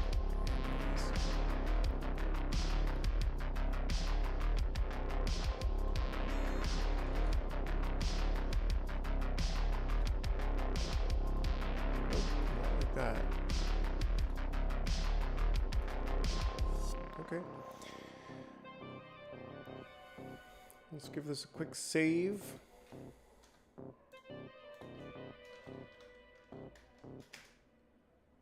And let's trash is forever, or come on team. Come on garbage team. What you got? Trashy slogans. And we'll just leave it like we'll do a little bit to it, don't worry. But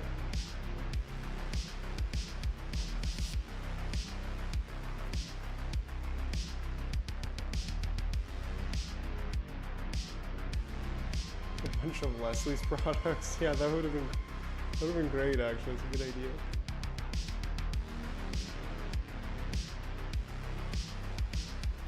Although some of them would have just been so obscure, you wouldn't really understand what it is.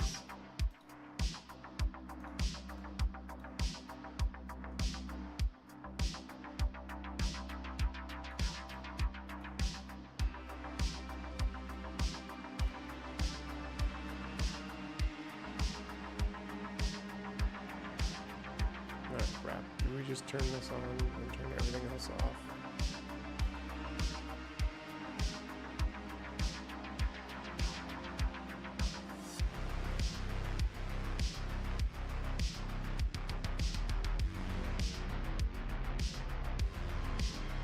Okay.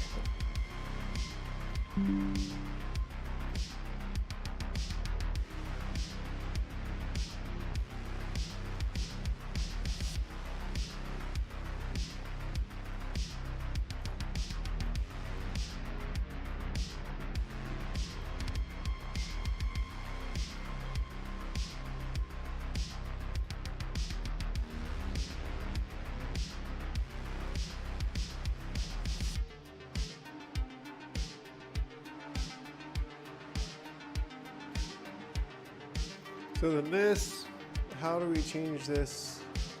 We can just change it to dissolve, I think.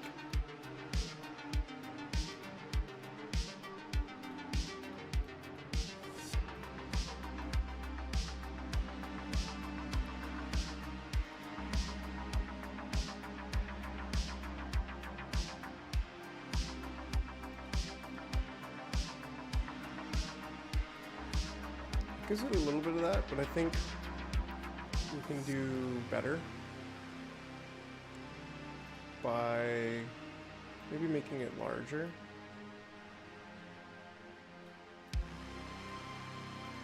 Changing the opacity down a little bit.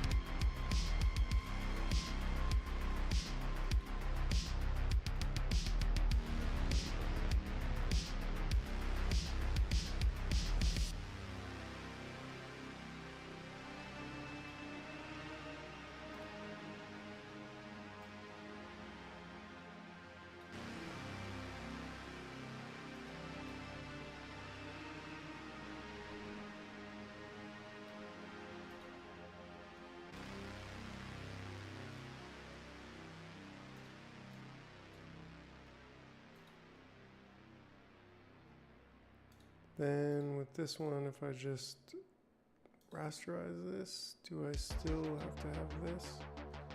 Yes, I do. So how do I get this to be...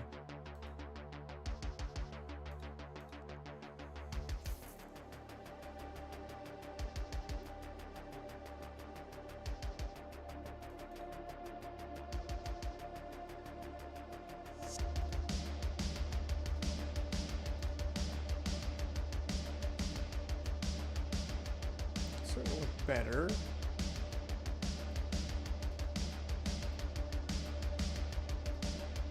I'd actually like to...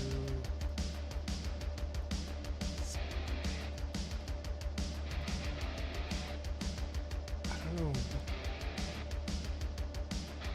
Not rasterize, but maybe it's a clipping. Maybe it's a mask, and then this just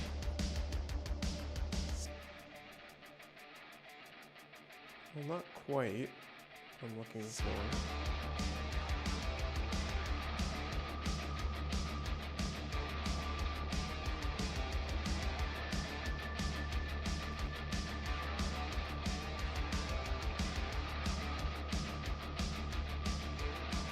I mean, it's not bad the way it is. If we just like made a little bit of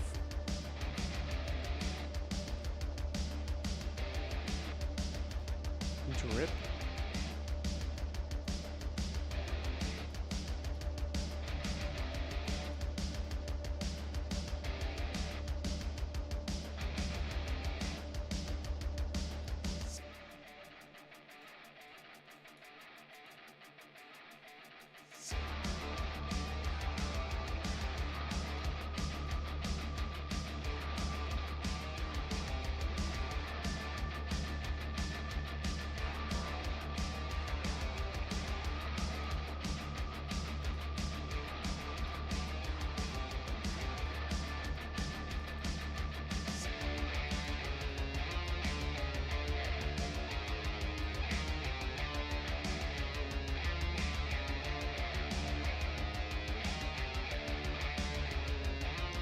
Pretty graffiti-ish to me.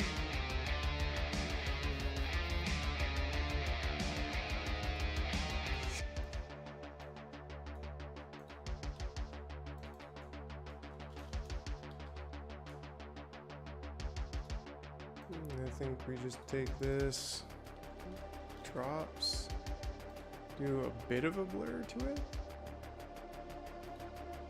Not quite as much as the other. Very, very little, actually.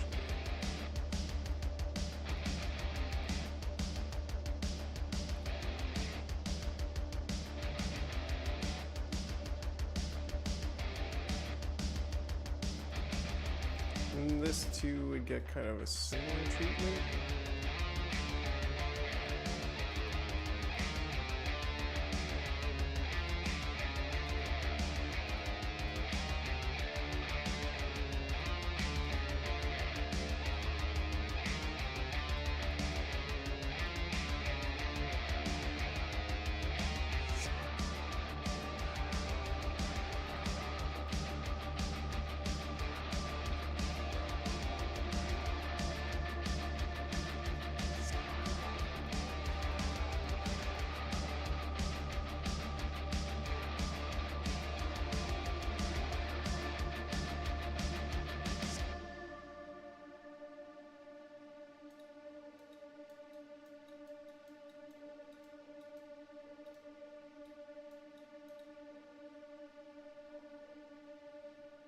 I don't know. Is that enough? I think we'd have to blur one of these.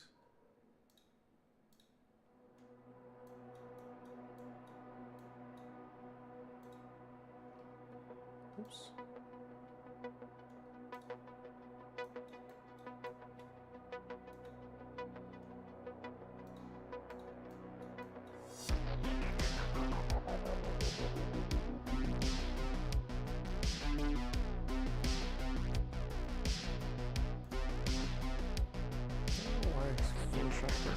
Sometimes. Like, clearly I'm clicking on something else and it just like glitches out.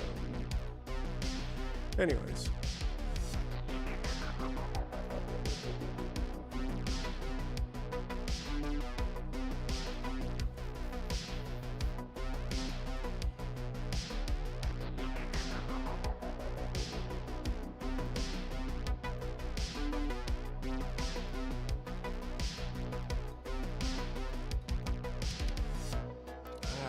Can't say I'm super impressed with the jar. It looks too glowy, like it's glowing.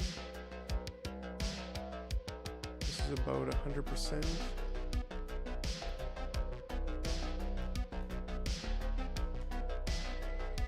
This is 100%, so this is the way it would look. This is the way it would look on the screen. We just need some more of a similar thing here that we do.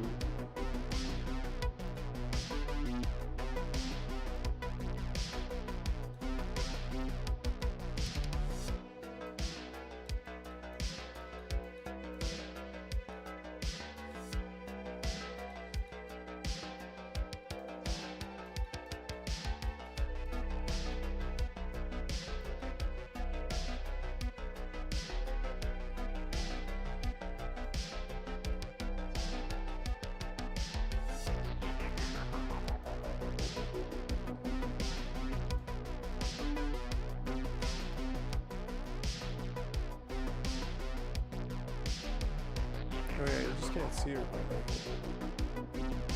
It's almost the same color as the actual background. Anyways.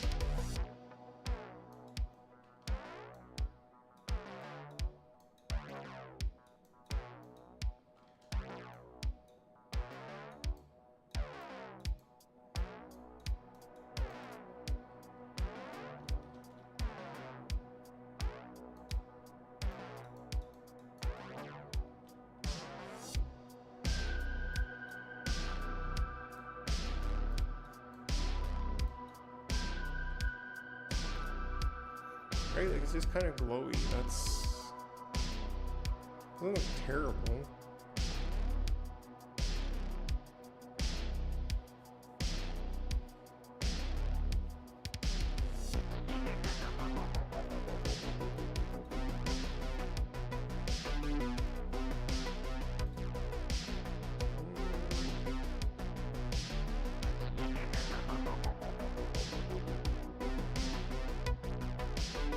Trash never dies. Maybe that's it.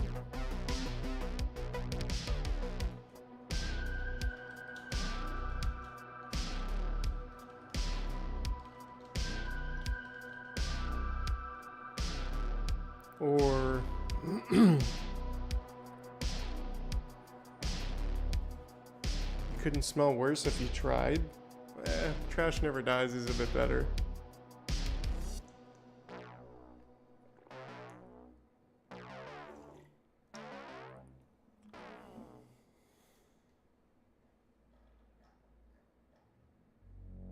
I don't know, maybe I just make this whole thing smaller.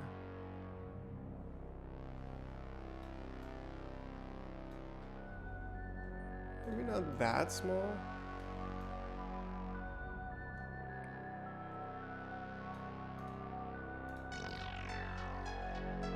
I feel like that's good, but it still just kind of has this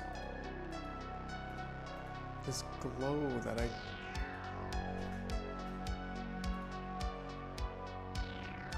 like to make.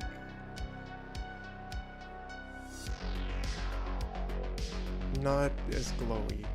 Maybe I can do like a adjustment over the whole thing. I cannot, unless maybe.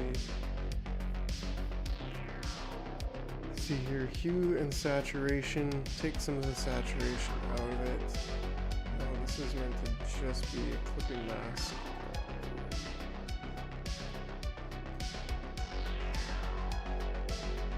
Yeah, that's definitely more like it. And the lightness maybe down a bit.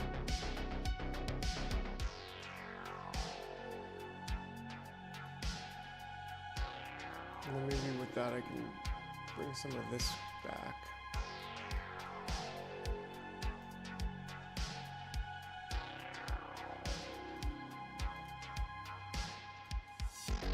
More of this, less of this actually.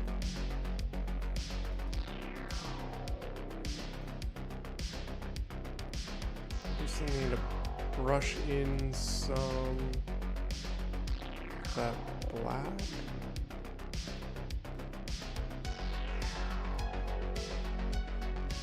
Maybe that's what he's missing. And maybe I can do that with some pressure sensitive art in.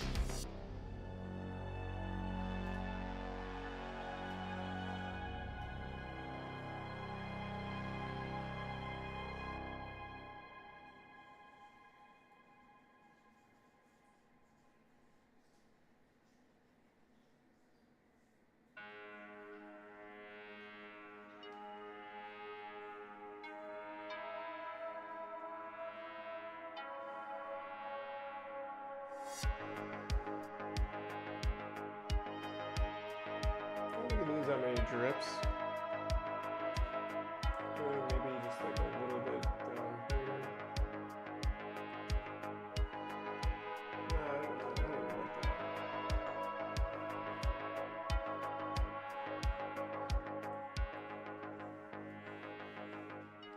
Yeah, I think we're good just with that.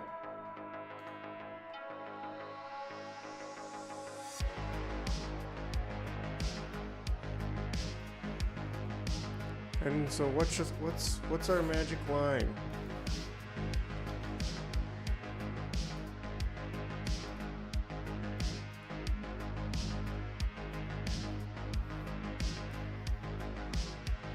Ah. Oops. You read my chat. Not really a big deal. By messaging me, you agree to the terms and service that your chat may or may not be exposed on the internet. can't think of a trashy saying.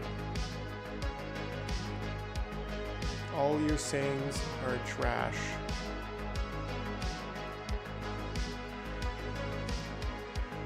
All wisdom is garbage. I love it.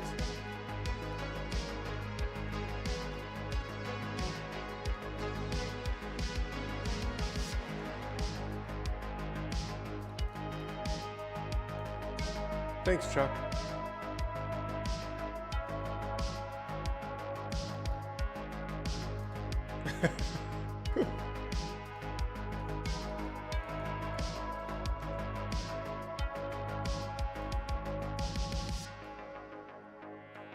And then where are we gonna put this? I think we've kind of got...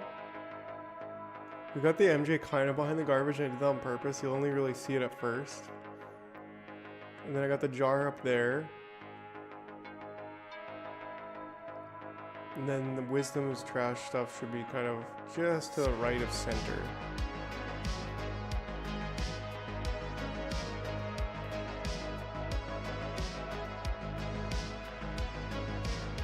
I think that's gonna have to be in a kind of a red as well.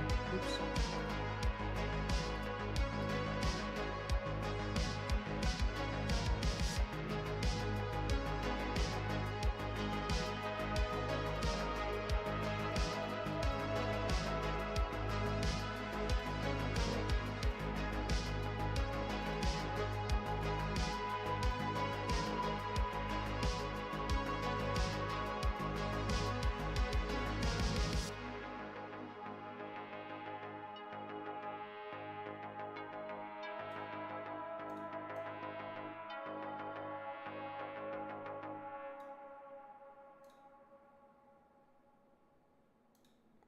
Could go over here too. I kind of like that.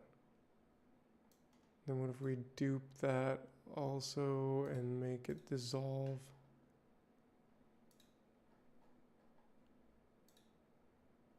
Make it just a little bit larger.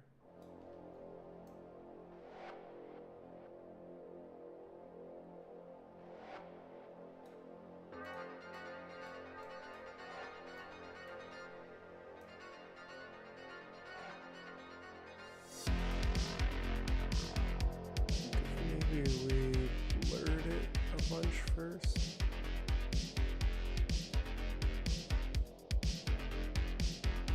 Rasterize.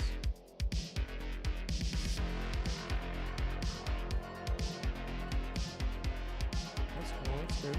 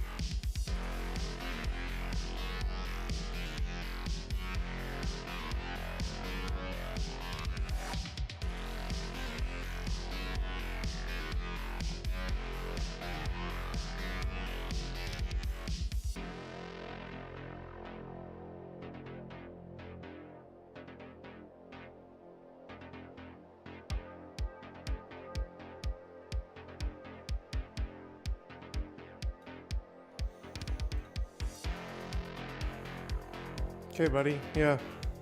Just wait 1 sec. Let me import this into the real diggity here. Let me bring this right in there. Hold on. New characters, trash oracle.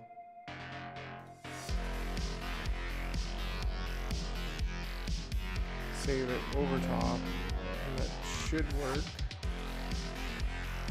To then, boom.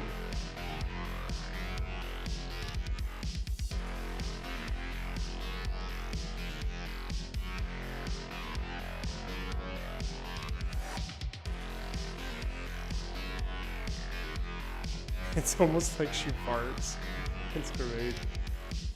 Yeah, I think it looks good.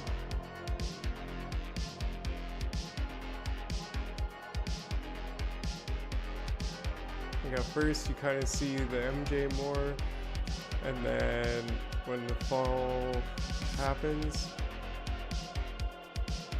well hello there. Yes. Wow. Oops, I farted.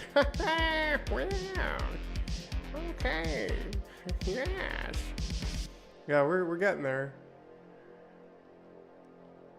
And we have the eye thing, which is actually pretty cool.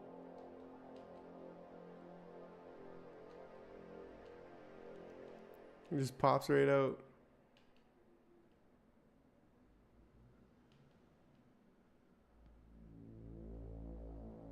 So yeah, I mean, we basically just need sounds now. I don't know if maybe we put a little bit of separation between the background and the foreground, like maybe darken this brick or something like that. We might do that. But that's really it. We have the background now, and we'll get some expressions. We got the exit, and we got the sounds. Once we got those all, we're golden. We are done with Trash Oracle. So we're getting very close. But yeah. Thanks, Chuck, for hanging out, and everyone else. I know I had a guest in the background with no. Anyways, that's it for me. I'm gonna log off now. Probably stay on and work for a while, but in the dark, as I like to do. Super stoked though about getting Trash Oracle done. We'll be doing more streams with her soon. So have a good night, everybody, and etc.